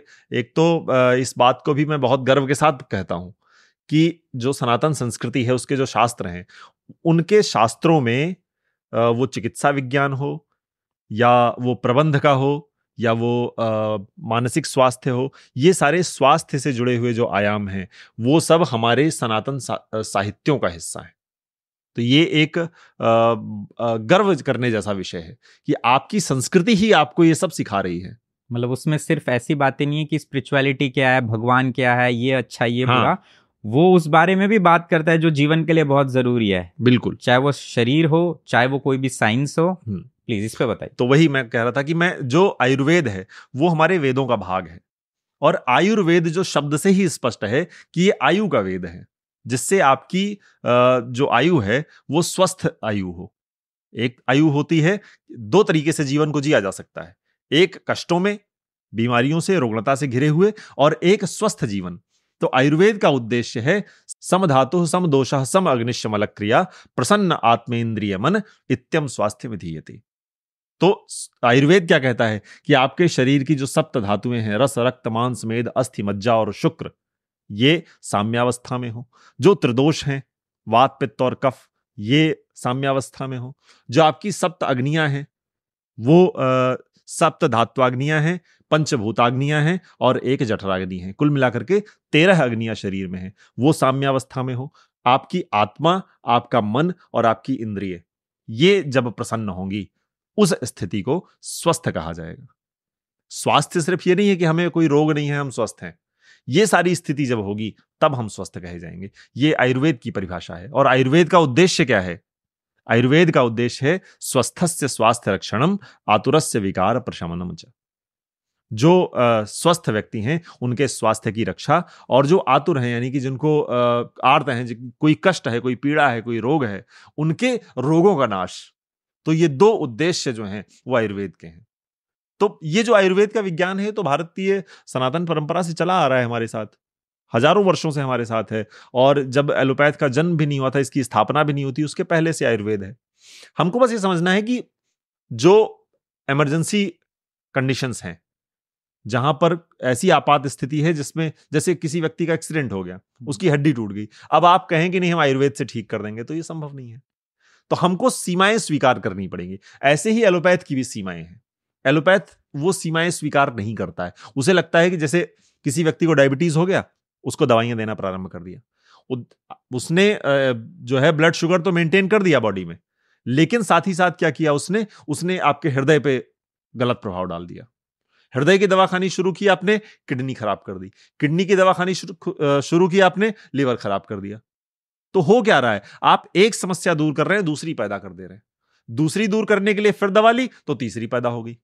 तो सारी समस्या, आप तो पूरे शरीर को समस्याओं का घर बनाए दे रहे हैं। आयुर्वेद कहता है या योग कहता है कि इसको शरीर स्वयं ही स्वस्थ कर देगा। सिर्फ कुछ परिवर्तन करने की आवश्यकता है अपने दैनिक दिनचर्या में। कुछ योग की, कुछ आसनों की, कुछ प्राणायामों को जोड़ने की आवश्यकता है। अगर आप अपनी दिनचर्या ठीक कर लें, अपना आहार ठीक कर लें, कुछ आसन प्राणायाम जो है स्पेसिफिक इसके लिए जो बताए गए हैं वो करना प्रारंभ करें, तो आपका शुगर जो है अपने आप मेंटेन रहेगा, डायबिटीज अपने आप मेंटेन रहेगा, आपको दवा की आवश्यकता नहीं पड़ेगी। और रिसर्चेज ऐसा बता रही हैं, शोध हो रही है इस पे, और बहुत सारी ऐसी रिसर्चेस हुई हैं जो इस बात को प्रमाणित करती हैं। समस्या तब आती है जब एलोपैथ इसको मानने से मना कर देता है। वो कहता नहीं, ये तो आप जाकर के पढ़िए विकिपीडिया पर एक इंडियन मेडिकल एसोसिएशन है, जो नाम से ऐसा लगता है कि सरकारी संस्था है, ये एक प्राइवेट संस्था है, इंडियन मेडिकल एसोसिएशन। वो कहती है कि आयुर्वेद प्रैक्टिसेस जो हैं वो क्वैकरी हैं, यानी फ्रॉडुलेंट प्रैक्टिसेस हैं। ऐसा लिखा है? हाँ, विकिपीडिया पे आप पढ़िएगा। तो ये जो है बड़ा मेरे लिए बड़ा कष्टकारी है, और मुझे इस पर क्रोध भी आता है कि आप जो है भारतीय सनातन परंपरा से जो हमारे साथ चला आ रहा है, हजारों वर्षों से जो विद्या चली आ रही है, आप उसके प्रैक्टिशनर्स जो हैं उनको आप कह रहे हैं कि ये फ्रॉड कर रहे हैं। मानता हूं कि कुछ ऐसे लोग समाज में आपको हर जगह पर मिलेंगे जो सच में फ्रॉड कर रहे हैं, लेकिन आप उसके कारण पूरी की पूरी विद्या को, पूरी आयुर्वेद को आप कह दें कि नहीं ये फ्रॉडुलेंट प्रैक्टिसेस हैं, तो ये तो बहुत गलत बात है। इस पर मैंने प्रश्न उठाया तो बहुत सारा विरोध भी झेलना पड़ा, लेकिन विरोध के कारण मैं रुकूंगा नहीं कि मेरा बहुत विरोध हो रहा है इसलिए नहीं, अब क्या करें, 1000 लोगों ने गलत कमेंट कर दिए मेरे वीडियो पे, अब मैं इस पे वीडियो नहीं बनाऊंगा, ऐसा तो नहीं संभव है। सच जो बात है, जो सत्य है, वो तो कहा जाएगा, हर स्थिति में कहा जाएगा। तो उसी दिशा में प्रयास है और उसी दिशा में लगे हुए हैं। तो ये जो आईएम में है जी, इसको दिक्कत क्या है? क्योंकि जितना मुझे समझ में आता है आयुर्वेदा भी एक इंसान के कुशल जीवन की बात कर रहा है, और एलोपैथी जो मॉडर्न मेडिसिन है उसका पर्पस भी ये है कि एक इंसान अच्छा जीवन जिए। अब सबकी स्थिति अलग होती है, सबका शरीर अलग होता है, हर चीज़ अलग होती है, किसी पे कुछ काम कर रहा है, किसी पे कुछ काम कर रहा है। तो इनको प्रॉब्लम क्या है? मतलब अगर कुछ आप स्पेसिफिक बता सके, कोई ऐसा इंसिडेंट। बहुत हार्श होकर के बहुत स्पष्ट मैं कहूं तो इनका कमीशन सेट है हर चीज में।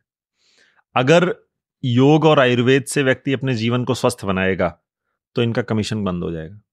जो मेडिकल माफिया हैं, जो फार्मा माफिया हैं, जो दवाइयां बनाते हैं, वो जो दवाइयों की इंडस्ट्री है, उनसे इनका कमीशन सेट। आप जाइए ना, 4 लैब्स में जाइए अलग अलग, और चारों लैब्स में डायबिटीज जो ब्लड शुगर टेस्ट होता है वो करवाइए।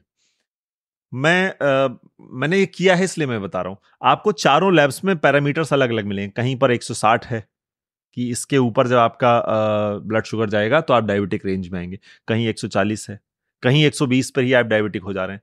तो जैसे 20 पॉइंट का जब अंतर आता है रिपोर्ट्स में, तो क्या मतलब होता है उसका? जैसे ही 20 पॉइंट्स नीचे गया, उसमें करोड़ों लोग ऐसे हैं जो उस डायबिटिक रेंज में आ जाएंगे जो अभी तक नहीं थे, और फिर उनको दवाइयां शुरू हो जाएंगी उनकी।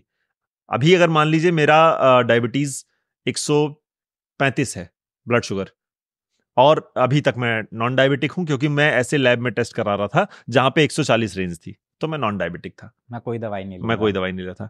अभी मैं दूसरे एक लैब में गया जहां पर 120 उसकी अपर लिमिट थी, और जैसे ही मैंने वहां टेस्ट कराया मेरा 135 था, मैं डायबिटिक रेंज में आ गया। अब डॉक्टर मुझे क्या कहेंगे, अब आपको जीवन भर दवा लेनी है, दवा आपकी शुरू होगी, आपको जीवन भर लेनी पड़ेगी। तो मैं आ गया डायबिटिक रेंज में। ऐसे ही जब आप 20 पॉइंट नीचे ले आते हैं उस रेंज को, तो क्या होता है, तो फिर सारी समस्या पैदा हो जाती है। और समस्या किसके लिए पैदा हो रही है? जनता के लिए।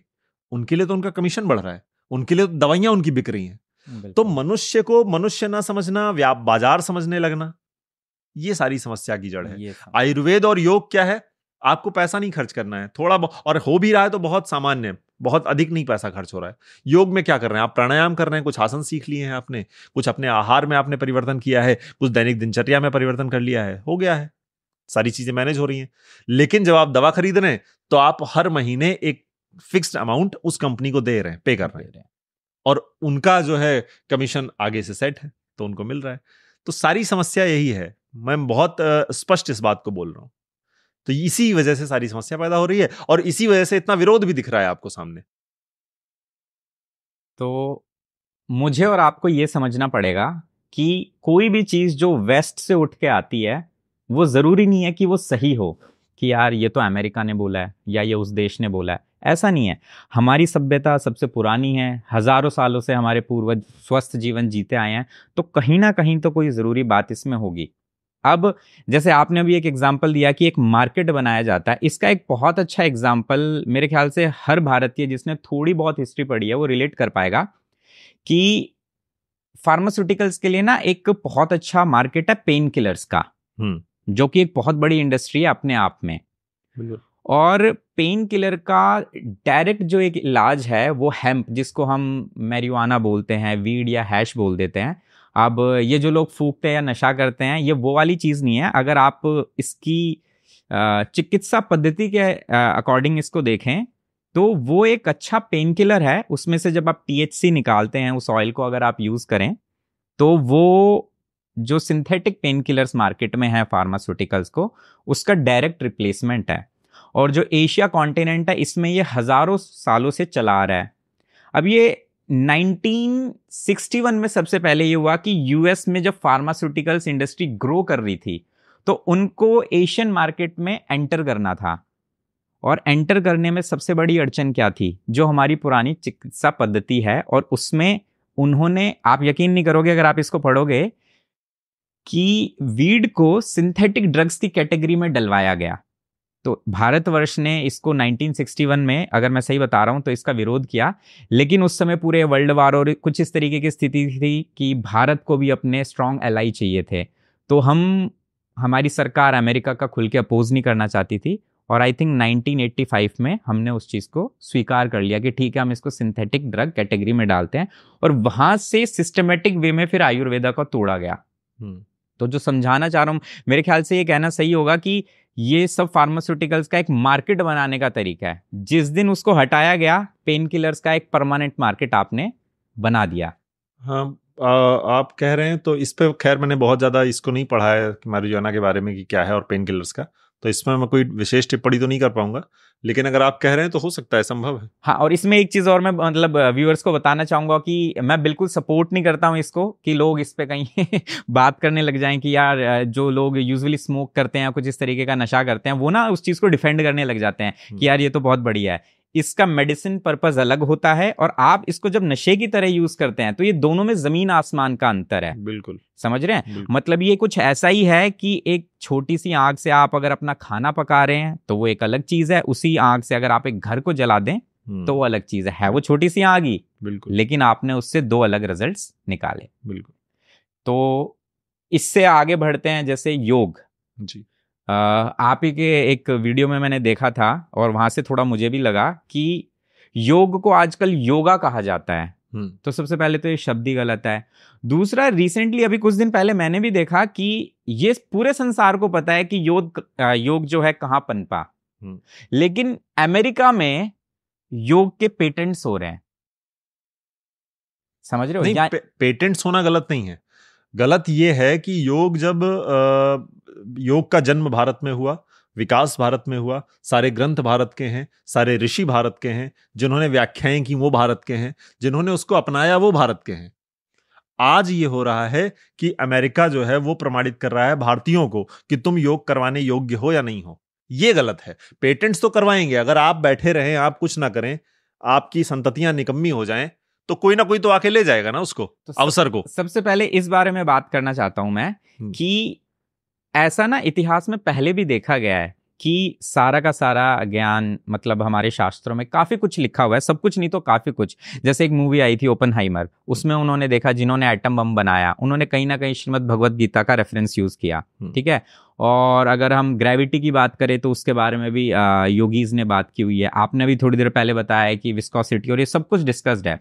तो कहीं ना कहीं उनका रेफरेंस लेके वेस्टर्न स्कॉलर्स ने सारी चीजें अपने लेवल पे प्रमाणित कर ली, और आज उस पूरी की पूरी पद्धति को या उस पूरी के पूरे क्षेत्र को उनके नाम से जाना जाता है। तो इसका एक कारण तो मुझे समझ में आता है कि हमारे यहाँ जो कल्चर रहा है वो कुछ इस तरीके का रहा है कि किसी भी चीज का आविष्कार लोगों की भलाई के लिए किया गया, ना कि मुझे इससे कुछ निकालना है। किसी योगी ने, किसी ऋषि ने कुछ ढूंढा तो उन्होंने वो जनहित में जारी कर दिया कि ये सबके लिए है। तो सबसे पहले तो ये कितनी बड़ी प्रॉब्लम है और इसको लेके क्या स्टेप्स करने चाहिए, और कुछ ऐसे एग्जांपल्स की ये हमारी खोज थी लेकिन इसको फिर उन्होंने अपने नाम पे करा लिया, कुछ इस बारे में बताएं। इसको इस तरह से समझना ज़्यादा उचित होगा कि जैसा कि आपने बताया कि जो हमारे शास्त्रों में बहुत सारे ऐसे सिद्धांत थे जो बाहर के लोगों ने, पाश्चात्य लोगों ने अपने नाम पर उन्होंने उसको किया। गुरुत्वाकर्षण का सिद्धांत, मैं ये नहीं कहूंगा, ये कहना थोड़ा सा अन्याय भी होगा कि न्यूटन ने कुछ नहीं किया है। बिल्कुल, न्यूटन ने उसके जो गणितीय सूत्र हैं, मैथमेटिकल फॉर्मूलाज हैं, वो दिए गुरुत्वाकर्षण के। मेरा सारा कष्ट इस बात का है कि वो गणितीय सिद्धांत भारत से निकलने चाहिए थे, क्योंकि ये सूत्र आपके पास पिछले 2000-2500 वर्षों से हैं। आप इस इग्नोरेंस में, अज्ञानता में और इस हीन भावना में उसको इग्नोर किए जा रहे हैं कि शास्त्र तो पाखंड फैला रहे हैं, जो शास्त्र पढ़ रहे हैं वो तो पाखंड फैला रहे हैं। इस अज्ञानता के भाव में आपने सब छोड़ दिया। आपको भ्रमित किया गया, 1200 वर्षों के गुलामी के इतिहास में आपको ये भ्रमित किया गया, आपके मन में ये बीज डाला गया कि ये सारे शास्त्र ही हैं जो सारी समस्याओं के जड़ हैं, इन्हीं से सब कुछ निकल रहा है, सारा द्वेष, सारा विद्वेष सब शास्त्रों से निकला है। तो फिर आपने क्या किया? आपने नहीं सोचा कि यार एक बार खोल के पढ़ तो लें, क्या सच में ऐसा है? आपने कहा कि हाँ ये कह रहे हैं, अंग्रेजी में कह रहे हैं, अंग्रेजी दादाओं की भाषा है, 250 वर्षों तक इन्होंने राज्य किया है, तो ठीक ही कह रहे होंगे। आपने उठा के शास्त्रों को फेंक दिया, आपने फाड़ना शुरू कर दिया, आपने जलाना शुरू कर दिया। तो सारी समस्या यहां पैदा हो गई। जैसे ही आपके मन में किसी शास्त्र को लेकर के हीन भावना आ जाएगी, तो वो हीन भावना आपके उस शास्त्र को भी समाप्त कर देगी और साथ ही साथ आपका जो ज्ञान की संभावनाएं थी, उन संभावनाओं को भी समाप्त कर देगी। तो न्यूटन ने वो कर लिया, लेकिन यह काम भारत में 1000 वर्ष पूर्व ही हो जाना चाहिए था। विज्ञान और तकनीक में यही अंतर है, साइंस और टेक्नोलॉजी में ही अंतर है। टेक्नोलॉजी समय के साथ ही आएगी। जैसे हमारे पास आज एक सिद्धांत है कि हम कैसे गायब हो सकते हैं। बहुत पहले से शास्त्रों में वर्णन है, जो अष्ट सिद्धियां हैं, अष्ट सिद्धियां और नौ निधियों में एक अंतर्ध्यान होने की जो कला है, उसका वर्णन आया। ये विज्ञान है। आज हम उसको दूसरी तरीके से व्याख्यायित करते हैं कि जब किसी भी वस्तु का रिफ्रैक्टिव इंडेक्स दूसरे वस्तु के समान हो जाएगा तो वो वस्तु हमें दिखना बंद हो जाएगी। ये हम आज करते हैं, ये आज भी, लेकिन फिर भी विज्ञान ही है। अभी टेक्नोलॉजी ऐसी कोई नहीं है जो गायब कर सके। भविष्य में हो सकता है ऐसी तकनीक आ जाए। तो अगर आपके पास विज्ञान है पहले से और आपके पास 2-2.5 वर्ष का समय है, तो क्या वो तकनीक पूरे दुनिया से पहले आपके घर में नहीं होनी चाहिए थी? बिल्कुल होनी चाहिए थी। तो क्यों नहीं है? उसके पीछे कारण यही है कि आपने अपने शास्त्रों को छुआ नहीं उठा करके। जिन्होंने पढ़ा उनको ढोंगी कह दिया, उनको पाखंडी कह दिया। बहुत सारे लोगों ने पाखंड फैलाया भी, लेकिन कम से कम सामान्य व्यक्ति को, या हम और आप जैसे जो पढ़ने लिखने वाले लोग हैं, थोड़ा पढ़ने में, अध्ययन अध्यापन में रुचि रखते हैं, उनको खोलना चाहिए था उन पुस्तकों को, कुछ भी मान लेने से पहले। एक समस्या हमारी इस जनरेशन के साथ ये है, चूंकि रील्स आप देखते हैं, अटेंशन स्पैन बहुत कम हो गया है। हमें तुरंत उत्तर चाहिए।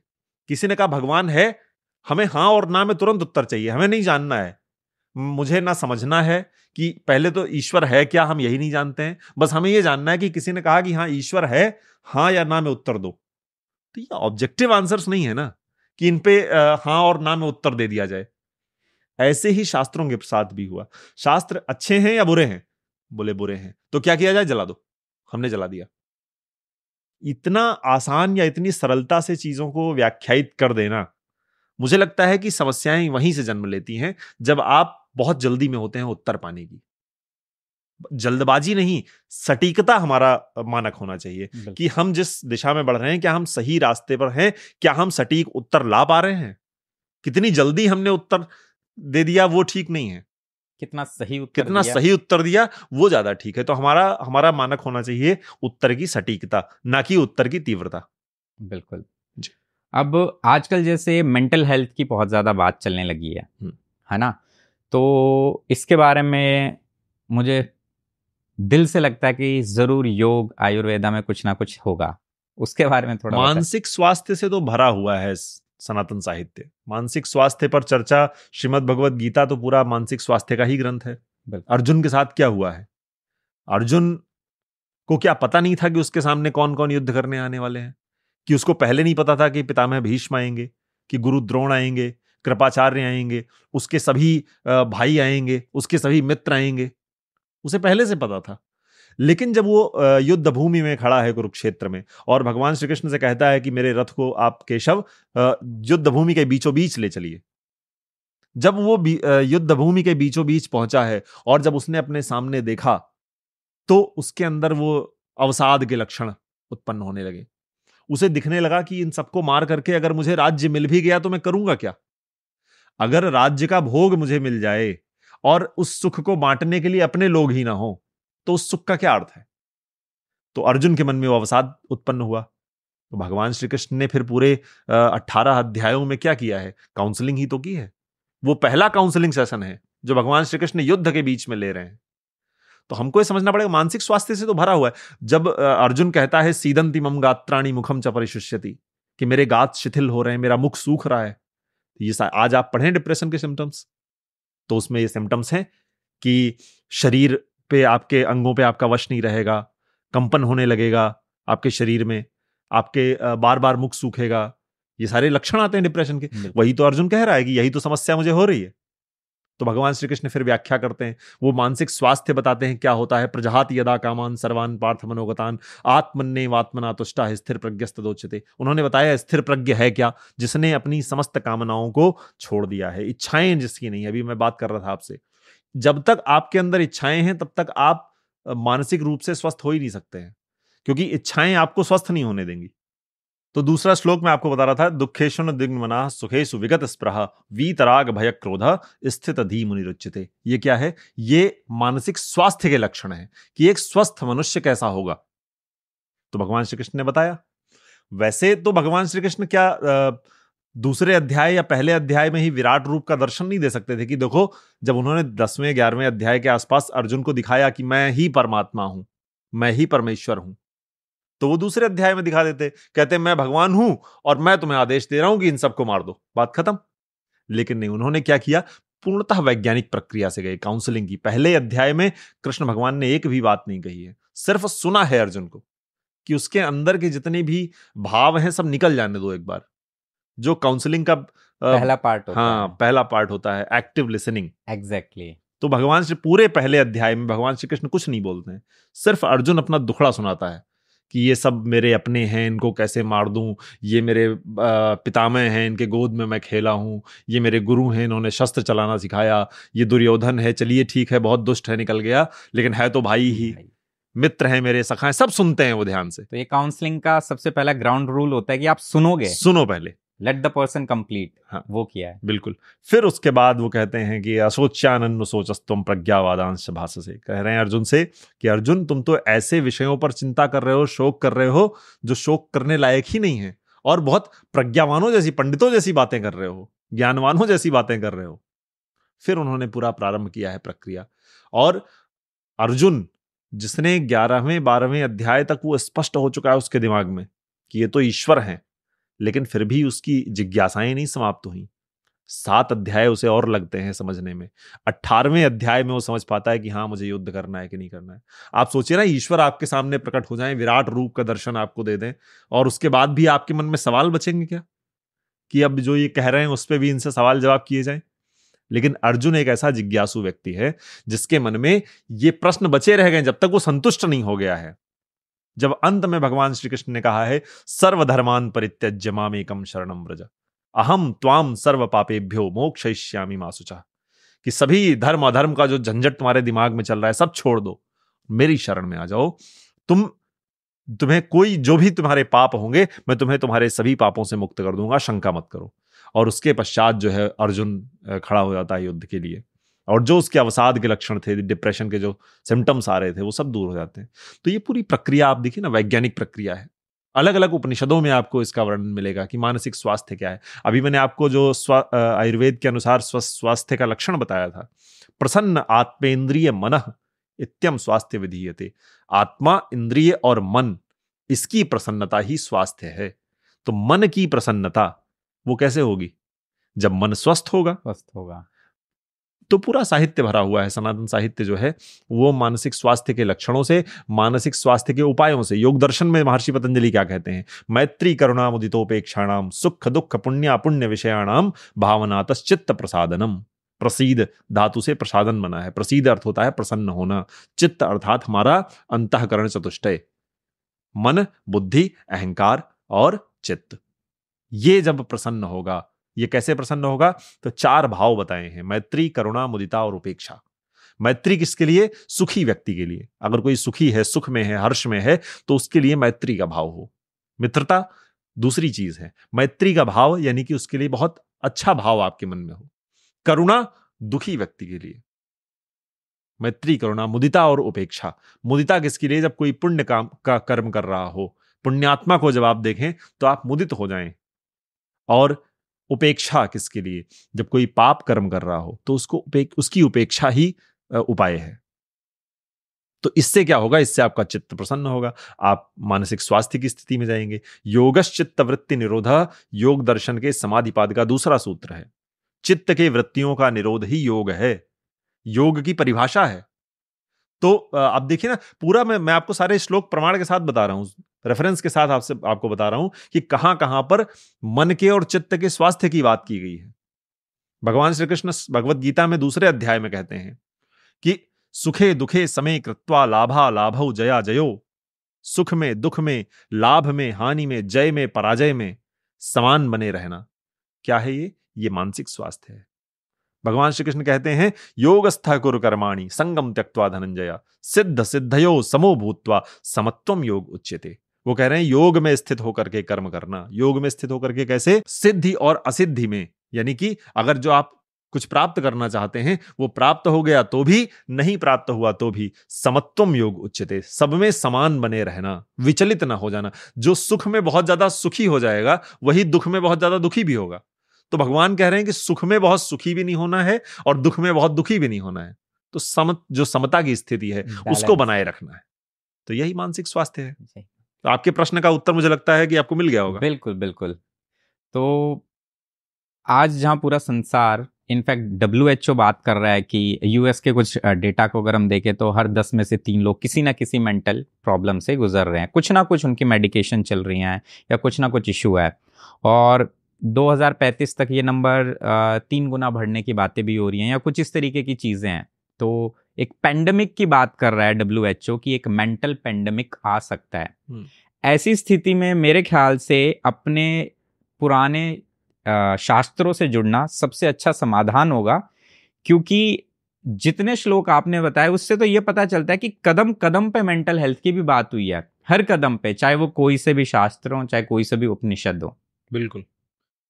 इसी में एक चीज और समझना चाहूंगा, जैसे अभी एक ब्रीदिंग एक्सरसाइजेस के बारे में काफी बात हो रही है कि डॉक्टर्स भी इसकी बात कर रहे हैं, जो कि काफी अच्छा भी है कि, और ये पेंडेमिक के बाद, कोविड के बाद काफी होने लगा है कि आपकी लंग कैपेसिटी अच्छी होनी चाहिए, ये है वो है। अब मेरा खुद का भी एक्सपीरियंस है, मैं 2-2.5 साल से योग में हूँ और काफी प्राणायाम भी करता हूँ और अलग अलग योग क्रियाएं भी करता हूँ। तो ये ब्रीदिंग जो टेक्निक्स हैं जितनी मैंने देखी हैं, ये सारी कहीं ना कहीं किसी ना किसी प्राणायाम से मोटिवेटेड है या इन्फ्लुएंस्ड है। और इसमें कोई बुरी बात भी नहीं है। देखो, एंड गोल ये है कि अगर कोई किसी चीज से ग्रसित है तो उसको सॉल्यूशन मिल जाए।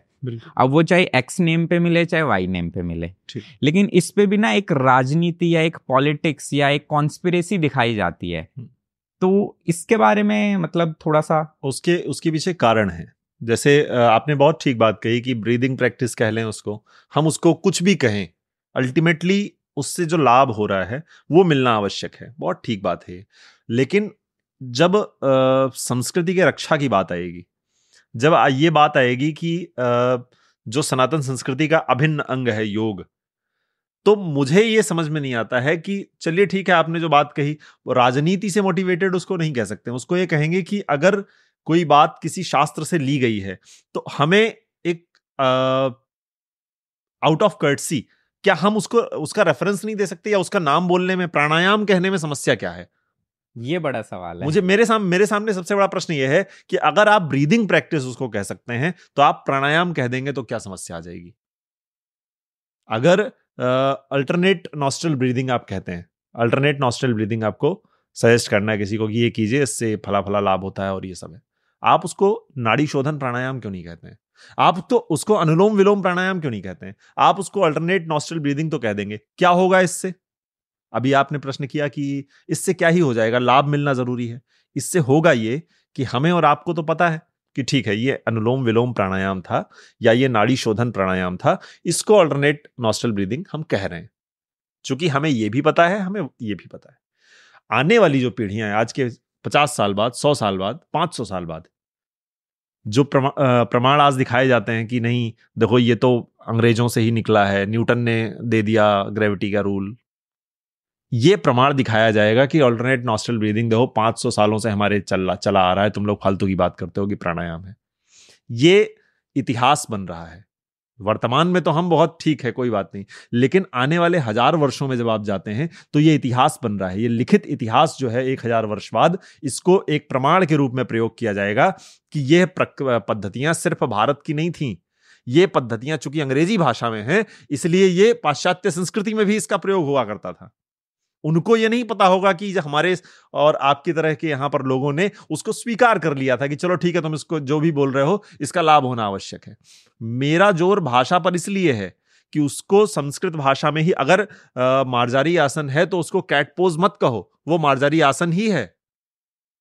हम और आप कब से हल्दी दूध पीते आ रहे हैं, हमारे पुरखे भी पीते आ रहे होंगे और हजारों वर्षों से भारत में चल रहा है। अभी कुछ वर्षों पहले अमेरिका ने उसको गोल्डन मिल्क नाम से पेटेंट कर लिया अपने नाम पर। अब आप बैठे रहिए, आप कहते रहिए कि जो है हल्दी दूध हम पीते आ रहे हैं, उसके औषधीय गुण ये हैं, उसका ये लाभ है, ये लाभ है, सब कुछ जो है निरर्थक हो जाता है। क्यों हो जाता है? आज चलो ठीक है, आज आपको पता है, आने वाले 100-500 वर्षों में लोगों को ये पता भी नहीं होगा कि हल्दी दूध भारत की खोज है। हल्दी दूध के जो औषधीय गुण हैं वो भारत ने पहले बताए। लोगों को ये पता होगा चूंकि अमेरिका ने पेटेंट लिया है, तो इसकी खोज अमेरिका में हुई होगी। गोल्डन मिल्क जो है, गोल्डन मिल्क, तो वही मैं कह रहा हूं कि यही प्राणायाम के साथ होने वाला है, यही योग के साथ होने वाला है, यही भारत के हर उस ज्ञान परंपरा के साथ होने वाला है जिसको हम और आप अज्ञानता में नकार रहे हैं। तो इस बात की गंभीरता इसलिए महत्वपूर्ण है समझना। बाकी उसका जो उद्देश्य है वो पूरा होना चाहिए। प्राणायाम का उद्देश्य है मनुष्य के चित्त को शांत करना, मनुष्य के अज्ञान को दूर करना, उसके जो विकार हैं उनको दूर करना, तो वो हो रहा है। लेकिन साथ ही साथ में यह भी हो कि यह भारतीय ज्ञान है और यह भारत से जन्मा है, यह बात भी साथ ही साथ में आगे जाए।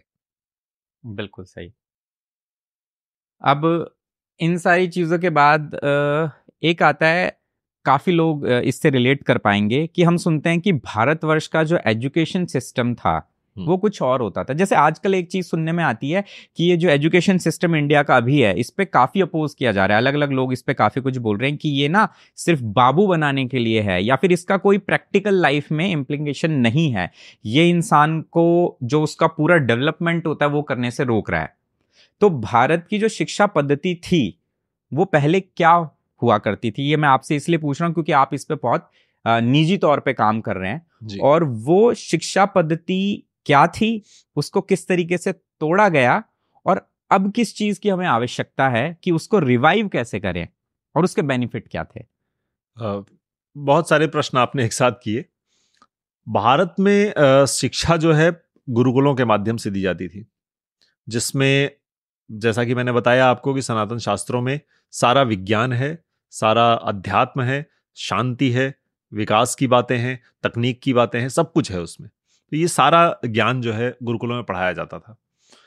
धीरे धीरे क्या हुआ कि गुरुकुलों का जब देश में मुगलों का शासनकाल रहा, उस दौरान देश में मंदिरों को तोड़ा गया, देश के इंफ्रास्ट्रक्चर को बर्बाद किया गया, बहुत सारे नुकसान हुए देश में उस समय। लेकिन उन्होंने वो मूल कारण नहीं समझ पाए, मुगल इस बात के मूल कारण को नहीं समझ पाए कि इनकी संस्कृति क्यों टिकी हुई है। उनको नहीं पता चल पाया कि गुरुकुलों में जो शिक्षा दी जा रही है वो शिक्षा इस संस्कृति का आधार बनी हुई है और उस आधार ने पूरी संस्कृति को रोक रखा है। अंग्रेज थोड़ा सा स्मार्ट थे इनसे, वो अध्ययन करके आए थे इस देश पर, तो उन्होंने आकर के सबसे पहले इस देश की जो जो इस देश का गौरव था, यहां की शिक्षा व्यवस्था, उस पर प्रहार किया। तो जब शिक्षा व्यवस्था उन्होंने समाप्त की, गुरुकुल, अगर आज मैं आपसे पूछूं तो आप कितने गुरुकुलों का नाम बता पाएंगे? शायद 1 या 2 मुश्किल से। तो सोचिए ना, जिस देश में गांव गांव में गुरुकुल हुआ करते थे, आज अगर उस देश में 1 और 2 गुरुकुल बताने में भी मुझे लगता है सोचना पड़ेगा, तो ये स्थिति कितनी भयावह है। तो अब फिर हम सोचते हैं कि जो हमारा ज्ञान है संस्कृति का वो बचा रह जाए, लोगों के अंदर मनुष्यता बची रह जाए, क्योंकि मनुष्यता तो गुरुकुल से निकलती थी। मनुष्य कैसा होना चाहिए, मानव का क्या धर्म होता है, ये तो गुरुकुल से समझाया जाता था, सिखाया जाता था। आप देखिए ना, पूरे देश में मदरसे भी हैं जिसमें इस्लाम की शिक्षा दी जा रही है।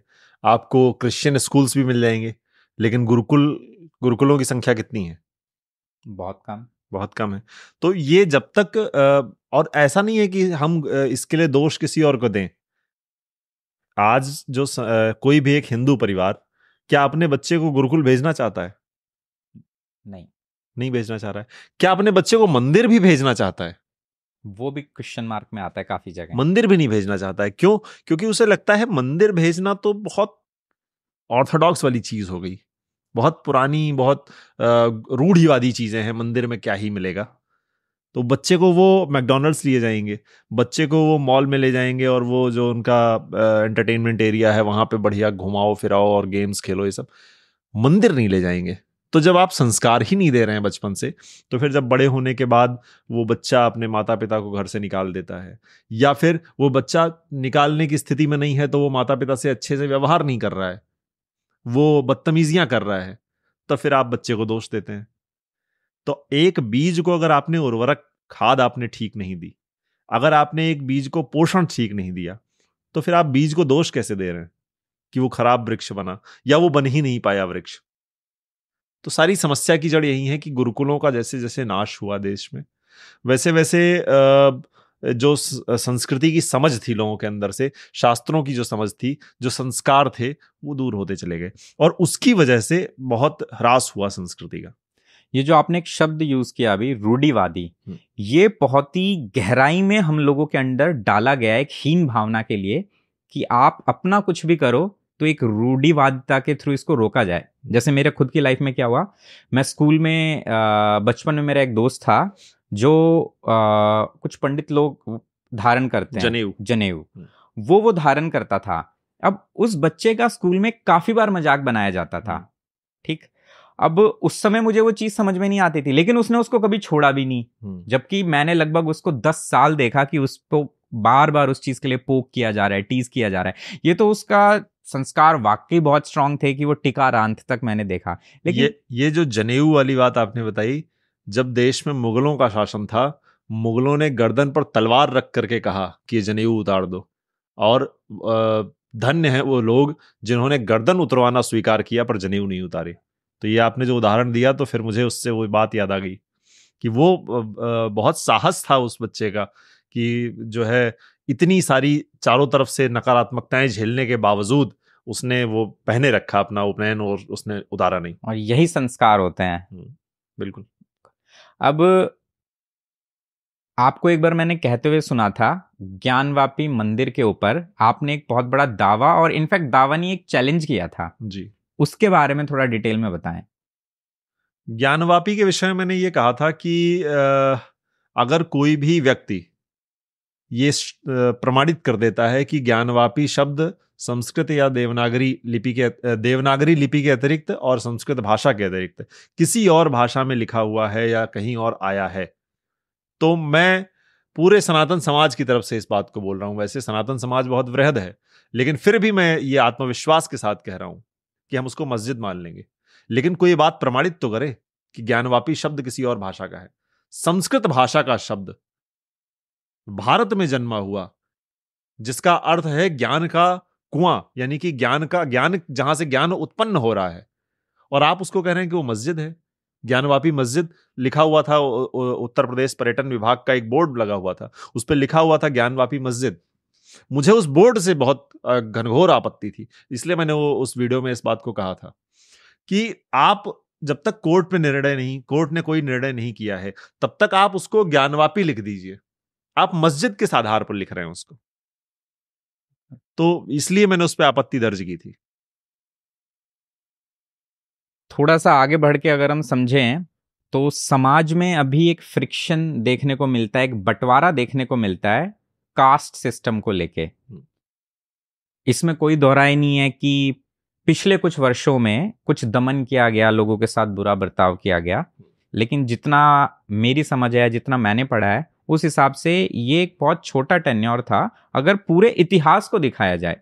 देखिए, वैसे तो किसी इंसान के साथ अगर 10 सेकंड के लिए भी कुछ बुरा किया जाए तो उसके जीवन पे बहुत बुरा प्रभाव डाल सकता है, लेकिन अगर हम पूरे कल्चर के हिसाब से देखें तो पिछले कुछ सालों में कुछ लोगों ने अपने निजी स्वार्थ, अपनी मूर्खता के चलते बहुत बुरा किया, नो डाउट। लेकिन इसकी सच्चाई क्या है? ये कास्ट सिस्टम क्या सनातन में कहीं शास्त्रों में लिखा है? और अगर लिखा है तो क्या है, नहीं है तो क्या है, और ये फिर समाज में आया कैसे? देखिए, जाति व्यवस्था और वर्ण व्यवस्था ये दोनों अलग चीजें हैं। जातियां जो हैं, अगर आप कहें कि सनातन संस्कृति जातियों में विभाजित है, तो ऐसा नहीं है। जातियां आपको किसी भी सनातन साहित्य में या आर्ष साहित्य जो है उसमें नहीं मिलेगा आपको जातियों का वर्णन। वर्ण व्यवस्था है, लेकिन उसके अपने आधार हैं।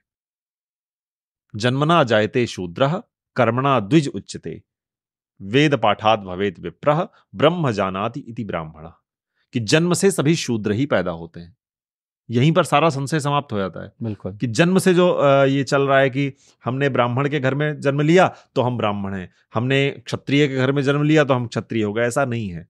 शास्त्र कहता है जन्मना जायते शूद्रः कर्मणा द्विज उच्यते, कर्म से आप द्विज होते हैं। वेद पाठात भवेत विप्रः, जब आप वेद का अध्ययन करते हैं तो आप विप्र होते हैं। और ब्रह्म जानाति इति ब्राह्मणः, जिसने ब्रह्म को जान लिया वो ब्राह्मण कहलाने योग्य है।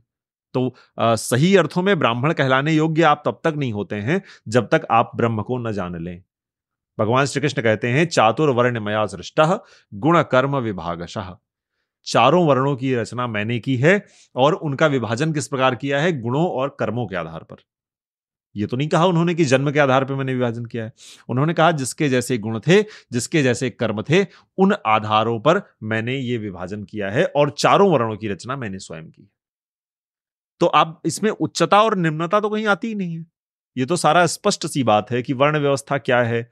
अगर आज आप यूपीएससी का एग्जाम देते हैं, आप आईएएस हो जाते हैं। अगर आप ग्रुप डी का एग्जाम देते हैं तो आप चपरासी हो जाते हैं। तो अब ये कोई व्यक्ति कहना प्रारंभ कर दे कि ये भेदभाव है, ये भेदभाव नहीं है, ये योग्यता है। लेकिन जिस दिन ये योग्यता समाप्त होकर के सिर्फ इस पर आधारित हो जाए कि चूंकि किसी आईएएस के घर में किसी लड़के ने जन्म लिया तो उसको डीएम बना दिया जाए, उस दिन ये बात गलत हो जाएगी। तो दो तरीके की कुरीतियां होती हैं, एक होती है धार्मिक कुरीति और एक होती है सामाजिक कुरीति। ये सामाजिक कुरीति है जो जन्म के आधार पर तय करती है कि कौन किस वर्ण में जाएगा। ये समाज में चूंकि बहुत लंबे समय से प्रैक्टिस की गई और पढ़ा नहीं गया, शास्त्रों को समझा नहीं गया, ठीक से उसकी व्याख्या नहीं हुई, उस पर ठीक टीकाएं नहीं की गई, तो फिर ये बात भ्रम के तौर पे फैलती चली गई और वो सामाजिक कुरीति के रूप में सामने आई। इस बात को स्वीकार करने में मुझे कोई गुरेज नहीं है। लेकिन अगर कोई व्यक्ति ये कहे कि ये धार्मिक कुरीति है, ये सनातन संस्कृति की कुरीति है, तो मैं इसको बिल्कुल भी मानने को तैयार नहीं हूं, क्योंकि सनातन शास्त्रों में कहीं पर भी ये नहीं लिखा हुआ है कि जन्म से कोई शूद्र है या कोई ब्राह्मण है, या फिर अगर कोई शूद्र है भी तो वो प्रताड़ित किया जाना चाहिए। किसी भी शास्त्र में ऐसा नहीं मिलता है। तो आज के समाज को देखते हुए इस कास्ट सिस्टम को, जो कहीं ना कहीं सामाजिक तौर पे आ गया है, शास्त्रों के हिसाब से तो ये कहीं नहीं है, इसका एक सॉल्यूशन क्या हो सकता है? इसका सॉल्यूशन बिल्कुल स्पष्ट है। चूंकि अज्ञानता के कारण ये आया है, तो इसका सॉल्यूशन है ज्ञान। शास्त्र का अध्ययन नहीं किया गया, इस वजह से ये समाज में आया। तो शास्त्रों का अध्ययन किया जाए तो अपने आप चला जाएगा। ये तो घूम फिर के सुई उसी जगह आके अटकती है। लौटना पड़ेगा, वापस आना पड़ेगा शास्त्रों पर। अगर आप नहीं लौटेंगे, अगर शास्त्रों की ओर नहीं आएंगे, तो फिर आप भटकते रहेंगे। और ऐसा कोई दिन नहीं आने वाला है, भारत के इतिहास में नहीं आया है और भारत के भविष्य में नहीं आने वाला है, जिस दिन शास्त्रों की महत्ता समाप्त हो जाएगी। ऐसा नहीं होगा कभी। तो बस एक ही उपाय है कि शास्त्रों को ठीक प्रकार से समझा जाए, उसकी गलत व्याख्याओं को, उसके अंदर जो प्रक्षेपण किया गया, जो गलत श्लोक डाले गए, उनसे दूर करके शुद्ध साहित्य को पढ़ा जाए। यही उपाय है। ये गलत श्लोक किस तरीके से डाले गए, इसके बारे में? जब इस देश में अंग्रेजों का शासन था, तो उन्होंने, जैसा मैंने आपको बताया कि वो अध्ययन करके आए थे इस देश के विषय में, उन्होंने देखा कि पिछले इतने वर्षों से मुगलों का शासन है, फिर भी इस देश की संस्कृति को कोई बहुत बड़ी हानि नहीं हुई है। क्यों नहीं हुई? क्योंकि यहाँ के लोग गुरुकुलों से जुड़े हुए हैं, शास्त्रों से जुड़े हुए हैं। तो उन्होंने कहा कि इनके शास्त्रों में ही कुछ ऐसा डालो जिससे इनके अंदर फूट पैदा हो। तो उन्होंने संस्कृत के विद्वानों को पैसे दिए, खरीदा और श्लोक लिखवाए और डाले शास्त्रों में। जैसे मनुस्मृति में इस प्रकार के श्लोक डलवाए जो शूद्रों के विरोध में है, जो नारियों के विरोध में है। जो ग्रंथ कहता है यत्र नार्यस्तु पूज्यन्ते रमन्ते तत्र देवता, जहां पर नारियों की पूजा होती है, सम्मान होता है, वहां पर देवता निवास करते हैं। जो ग्रंथ ये कह रहा है, क्या वो नारी के अपमान भी कर सकता है? नहीं। एक ही ग्रंथ दो जगह पर दो तरह की बातें तो नहीं करेगा। जो जो जो जिस सनातन परंपरा के ऋषि ये कहते हैं सर्वे भवन्तु सुखिनः सर्वे सन्तु निरामया सर्वे भद्राणि पश्यन्तु मा कश्चित् दुःख भाग् भवेत्, जो कहते हैं कि इस पूरा संसार सुखी रहे, सभी निरोगी रहें, किसी को कोई कष्ट ना हो, प्राणी मात्र के कल्याण की कामना जो कर रहा हो ऋषि, क्या उसी परंपरा का ऋषि ये लिख सकता है कि शूद्रों के कान में शीशा पिघला के डाल दो अगर वो वेद सुन लें तो, या उनके मुंह में लोहा पिघला के डाल दो अगर वो वेद के मंत्र का पाठ कर दें तो? जो प्राणियों के एक एक जीव के कल्याण की कामना कर रहा है, उस परंपरा का आया हुआ ऋषि क्या ये लिख सकता है अपने शास्त्र में? तो ये दोनों बातें ही अपने आप में कॉन्ट्राडिक्टरी हैं। तो हमको ये समझना पड़ेगा कि जो भी इस प्रकार के आपत्तिजनक श्लोक हैं, वो सारे श्लोक दुर्भावना से डाले गए शास्त्रों में कि आपके और अपने लोगों में भेद पैदा हो सके, जिससे आपको बांटा जा सके और आपके ऊपर शासन किया जा सके। तो अब एक इंसान जिसको बहुत ज्यादा ज्ञान नहीं है इस चीज का, वो कैसे समझे कि उसको कौन सा शास्त्र उठाना है और कौन सा श्लोक सही है और कौन सा गलत है? इसके लिए आपको ये करना पड़ेगा कि जो लोग इसकी सही व्याख्या कर रहे हैं, आज भी आपको जो ऐसे लोग मिल जाएंगे जो इसकी शास्त्रों की सही व्याख्या कर रहे हैं, आप उनको सुनिए, आप उनके द्वारा लिखी हुई पुस्तकों को पढ़िए, या उनकी रिकमेंडेशंस देखिए कि वो किन किन पुस्तकों को रिकमेंड कर रहे हैं। क्योंकि आज के समय में जब चूंकि इतनी वृहद स्तर पर मिलावट हुई है कि आपको बहुत सारे शास्त्र उतनी सहजता से उपलब्ध नहीं हो पाएंगे जो शुद्ध हों। तो उसके लिए सबसे पहले आपको उन लोगों को सुनना होगा जिनकी बातों में आपको लगता है कि ये व्यक्ति जो कह रहा है उससे मैं रिलेट कर पा रहा हूं एटलीस्ट, या फिर ऐसी बातें जो मानवीयता के विरुद्ध में ना जा रही हूं। क्योंकि सनातन संस्कृति मानवता के विरोध में नहीं है, वो किसी पंथ के, किसी मजहब के, किसी संप्रदाय के विरोध में नहीं है, वो सर्वसमावेशी संस्कृति है। तो जो भी श्लोक या जो भी मंत्र समावेश को दिखाते हो, सनातन की मूल भावना को दिखाते हो, वो सारे श्लोक ठीक हैं। लेकिन जहां पर भी आपको इसका विरोध दिखे तो आप वहां पर तुरंत जाग जाइए कि ये श्लोक जो है ये प्रक्षिप्त किया गया है या प्रक्षेपित श्लोक। अब इसी में आगे बढ़ते हैं। तो एक चीज तो मैं चाहूंगा कि अगर आप इस तरीके के कुछ मुझे लिंक्स दे सकें, जो कि मैं इस पॉडकास्ट में डेफिनेटली ऐड करूंगा, कि अगर किसी का इंटरेस्ट है तो वो उस चीज को वहां जाके पढ़ सकता है क्योंकि वो ऑथेंटिक है। तो इस तरीके का बिल्कुल एडिशन मैं बिल्कुल, जरूर मैं करना आपको उपलब्ध चाहूंगा। कराऊंगा, बिल्कुल। महिम भाई, एक चीज समझना चाहूंगा कि शंकराचार्य क्या तवज्जो रखते हैं, इस इनका क्या रोल होता है हिंदुज्म में, थोड़ा सा वो समझाइए। क्योंकि अभी जब राम मंदिर बना और उसका जब प्राण प्रतिष्ठान होना था, उस समय थोड़ा सा देखा गया कि उन्होंने मना किया, और उस पे ना फिर बहुत सारे लोगों ने अलग अलग तरीके की अपनी टिप्पणियां दी, बहुत ही बेबाक सी, बेतुकी सी। तो शास्त्रों में इसके बारे में क्या है, इसका रियल रेफरेंस क्या है, और इस पे थोड़ा सा बताएं। देखिए, शंकराचार्य जो हैं, आदि गुरु शंकराचार्य से परंपरा आ रही है। आदि गुरु शंकराचार्य ने भारत में सनातन संस्कृति की पुनर्स्थापना की, एक तरीके से अगर देखा जाए, क्योंकि उस समय इस देश में बौद्ध धर्म धीरे धीरे जो है बढ़ रहा था और सनातन का ह्रास हो रहा था। तो उन्होंने सनातन धर्म की पुनर्स्थापना की। उसके बाद से वो पीठ जो है, जो शंकराचार्य की है, वो चली आ रही है अभी तक परंपरा के माध्यम से। तो शंकराचार्य सनातन संस्कृति के सर्वोच्च पद पर हैं। वो जो सबसे बड़ा पद होता है वो पद है। अब अगर आप बात करें कि भगवान श्री राम की प्राण प्रतिष्ठा जब हुई, उस समय कुछ शंकराचार्यों ने उसमें आपत्ति दिखाई। उन्होंने कहा कि ये प्राण प्रतिष्ठा ठीक नहीं है, या ये राजनैतिक कार्यक्रम हो रहा है, या जिस तरह की भी टिप्पणियां आई। मैं बहुत छोटा व्यक्ति हूं इस पर टिप्पणी करने वाला, लेकिन फिर भी मैं एक विचार रखता हूं, और भगवान श्री राम मेरे लिए सबसे ऊपर है। वो किसी भी संस्कृति, किसी भी शास्त्र, किसी भी शंकराचार्य, सबसे ऊपर है भगवान श्री राम। जब 500 वर्षों का ये कठिन इतिहास रहा हो, जिसमें भगवान श्री राम उस एक छोटे से तंबू के नीचे रहे हों, जिसने भी वो दृश्य देखा होगा ना कार्तिक भाई, वो जब इस भव्य मंदिर को बनता हुआ देखेगा तो अपने आंसुओं को नहीं रोक पाएगा। तो मैं कहता हूं कि कुछ भी हो, अंततः भगवान श्री राम का मंदिर बन गया ना, भगवान श्री राम की प्राण प्रतिष्ठा हो रही है।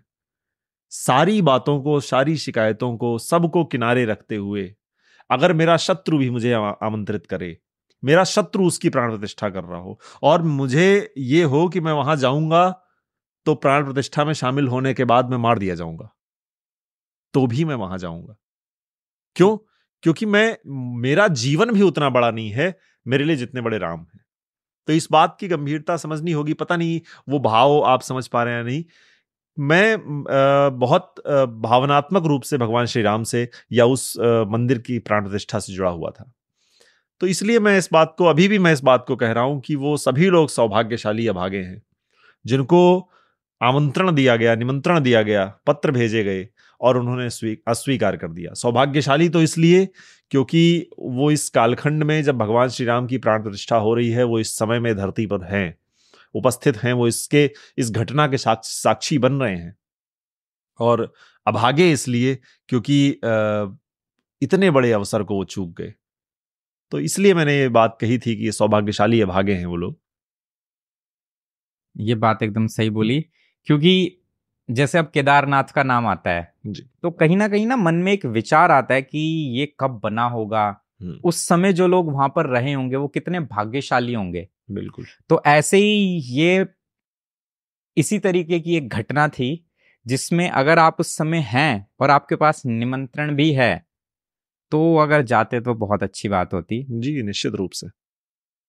अब एक चीज, रिसेंट में काफी ना इस पे थोड़ी पॉलिटिक्स भी हो रही है, और काफी अलग अलग तरीके के विचार आ रहे हैं कि जैसे अभी एक मैं वीडियो देख रहा था जिसमें एक सिख आदमी, या शायद वो डायरेक्टर या प्रोड्यूसर हैं पंजाबी इंडस्ट्री के, वो कह रहे थे कि जो हम सिख लोग हैं वो तो भारतवर्ष के हैं ही नहीं, हम यूरोप साइड से आए हैं। और इस तरीके की अलग अलग चीजें देखने को हमें मिलती हैं। तो जो सिख जिनको लगता है कि ये अलग है, हम अलग हैं, तो हिंदुज्म और सिखिज्म का क्या कनेक्शन रहा है, ये कितना डीपली कनेक्टेड है, ये किस तरीके से, मतलब इसका इतिहास क्या रहा है? इसको समझने के लिए हमको सिर्फ ये समझना होगा कि सिख धर्म के सबसे बड़े गुरु जो हैं, गुरु नानक हैं। गुरु नानक की जो शब्द हैं, जो साखियां हैं, जो उनके दोहे हैं, आप पढ़ें तो सारी जो साखियां हैं उसमें राम समाये हुए हैं।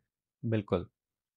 तो कैसे आप इस बात को, कोई कल्पना भी कैसे कर सकता है कि सिख धर्म जो है, जिन्होंने जब सनातन संस्कृति को सबसे अधिक आवश्यकता थी तो उन्होंने इस संस्कृति के ऊपर एहसान किया है।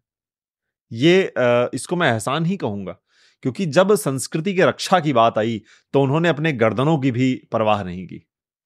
तो आज कुछ लोग हैं जो अज्ञानतावश, अहंकारवश या राजनीतिक कारणों से इस बात को कह रहे हैं, और दुखद है ये कि हमको और आपको ये सुनना पड़ रहा है। ऐसे लोगों को भी हम किसी तरह झेल रहे हैं कि जो इस तरह का विद्वेष दो ऐसे भाइयों में पैदा कर रहे हैं जो बिल्कुल एक ही माँ के गर्भ से उत्पन्न हुए हैं। तो ये दुखद है और हमारे आपके लिए भी कष्ट वाली बात है। लेकिन जैसे जैसे समझ लोगों में और बढ़ेगी, और बहुत सारे हमारे सिख दोस्त, सिख भाई ऐसे हैं जो इस बात का खंडन करते हैं पूरी तरीके से कि ऐसा कुछ नहीं है, ये इस तरह का विद्वेष, ये कुछ गिने चुने लोग हैं जो उंगलियों पे हम गिन सकते हैं, इस तरह के लोग हैं।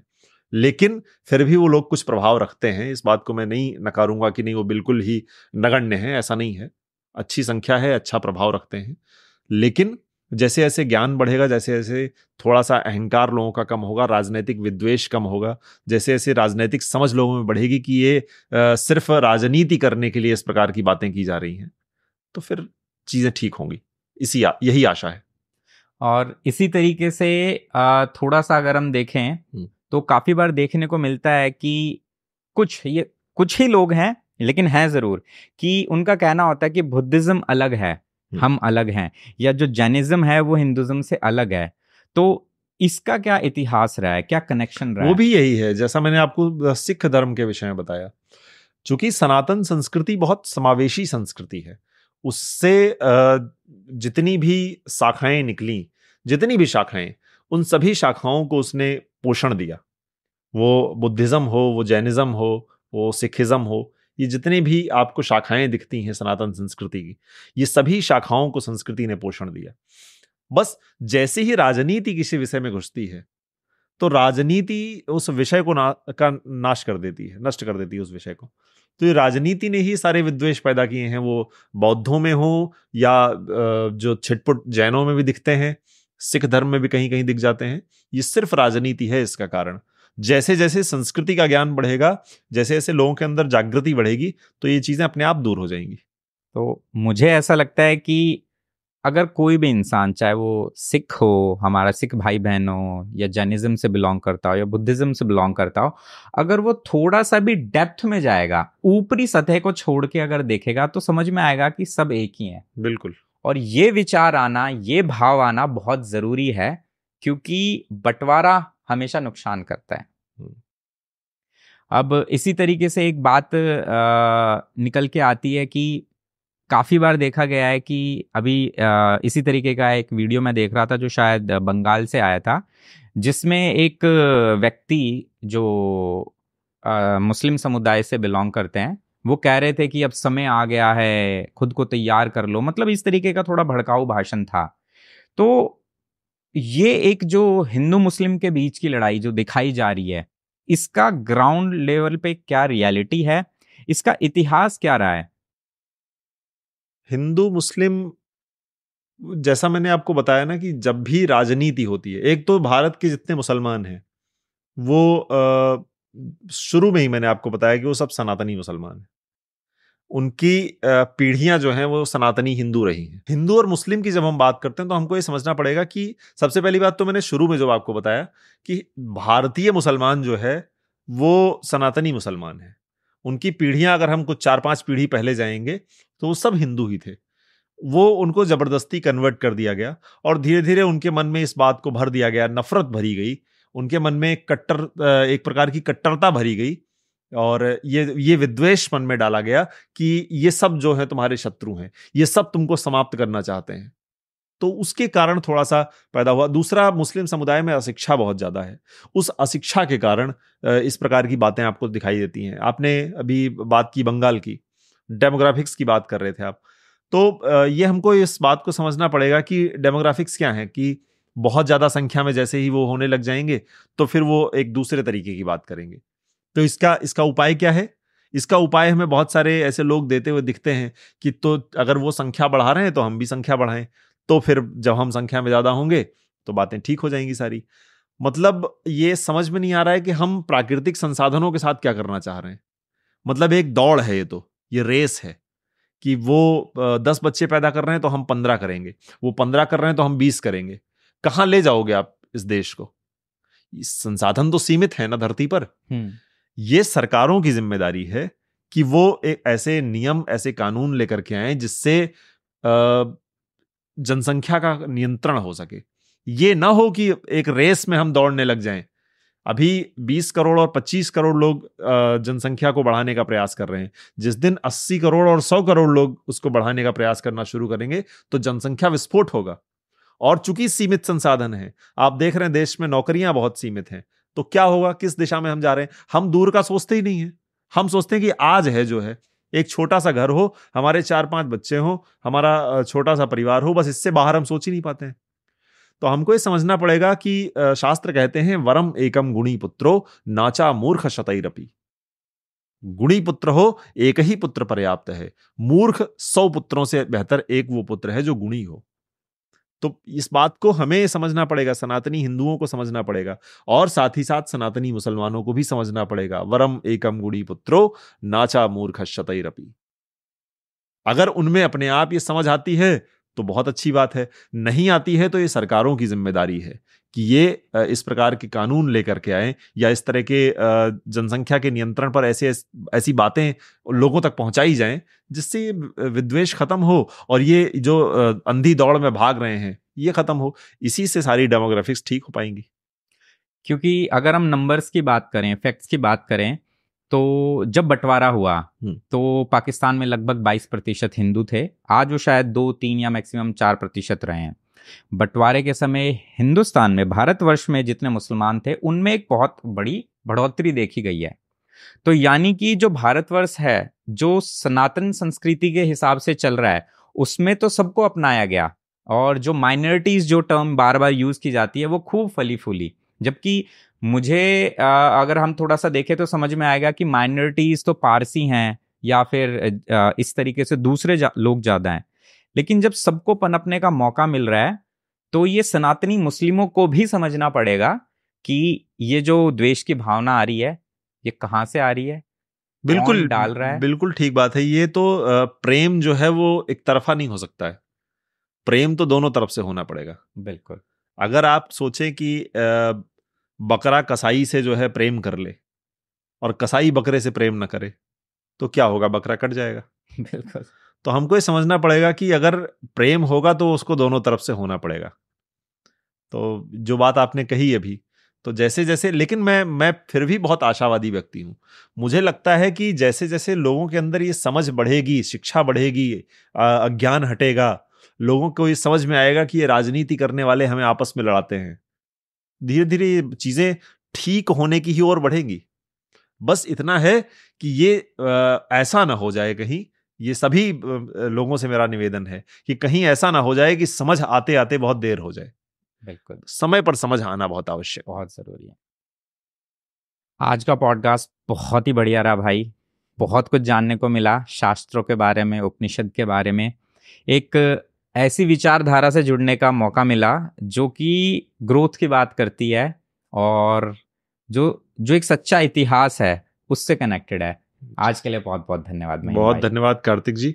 और मैं भी आपका धन्यवाद करूंगा कि आपने जो है मुझे आमंत्रित किया अपने इस पॉडकास्ट पर, और आपके अंदर मुझे वो जिज्ञासा दिखी जो जिज्ञासा अमूमन युवाओं के अंदर मुझे कम देखने को मिलती है। तो बहुत अच्छा लगता है जब आप लोग जैसे लोगों से मिलता हूँ। बहुत धन्यवाद, आपने आमंत्रित किया। बहुत बहुत धन्यवाद भाई। नमस्कार। नमस्कार। आई होप आज के पॉडकास्ट में आपको बहुत मज़ा आया होगा और काफ़ी कुछ नया आपको सनातन धर्म के बारे में और भारतवर्ष के बारे में सीखने को मिला होगा। आज के पॉडकास्ट में आपको सबसे इंटरेस्टिंग पार्ट क्या लगा वो मुझे कमेंट सेक्शन में करके ज़रूर बताइए, और चैनल को सब्सक्राइब करें क्योंकि आपका एक सब्सक्रिप्शन बहुत ज़्यादा मोटिवेट करता है हमारी पूरी टीम को कि हम ऐसे ही किसी अच्छे गेस्ट को फिर से बुलाएं और आपके लिए कुछ ऐसा कंटेंट बनाएं जो आपकी लाइफ में भी कुछ पॉजिटिव इम्पैक्ट लाए। नेक्स्ट पॉडकास्ट में फिर से मिलते हैं, तब तक के लिए धन्यवाद।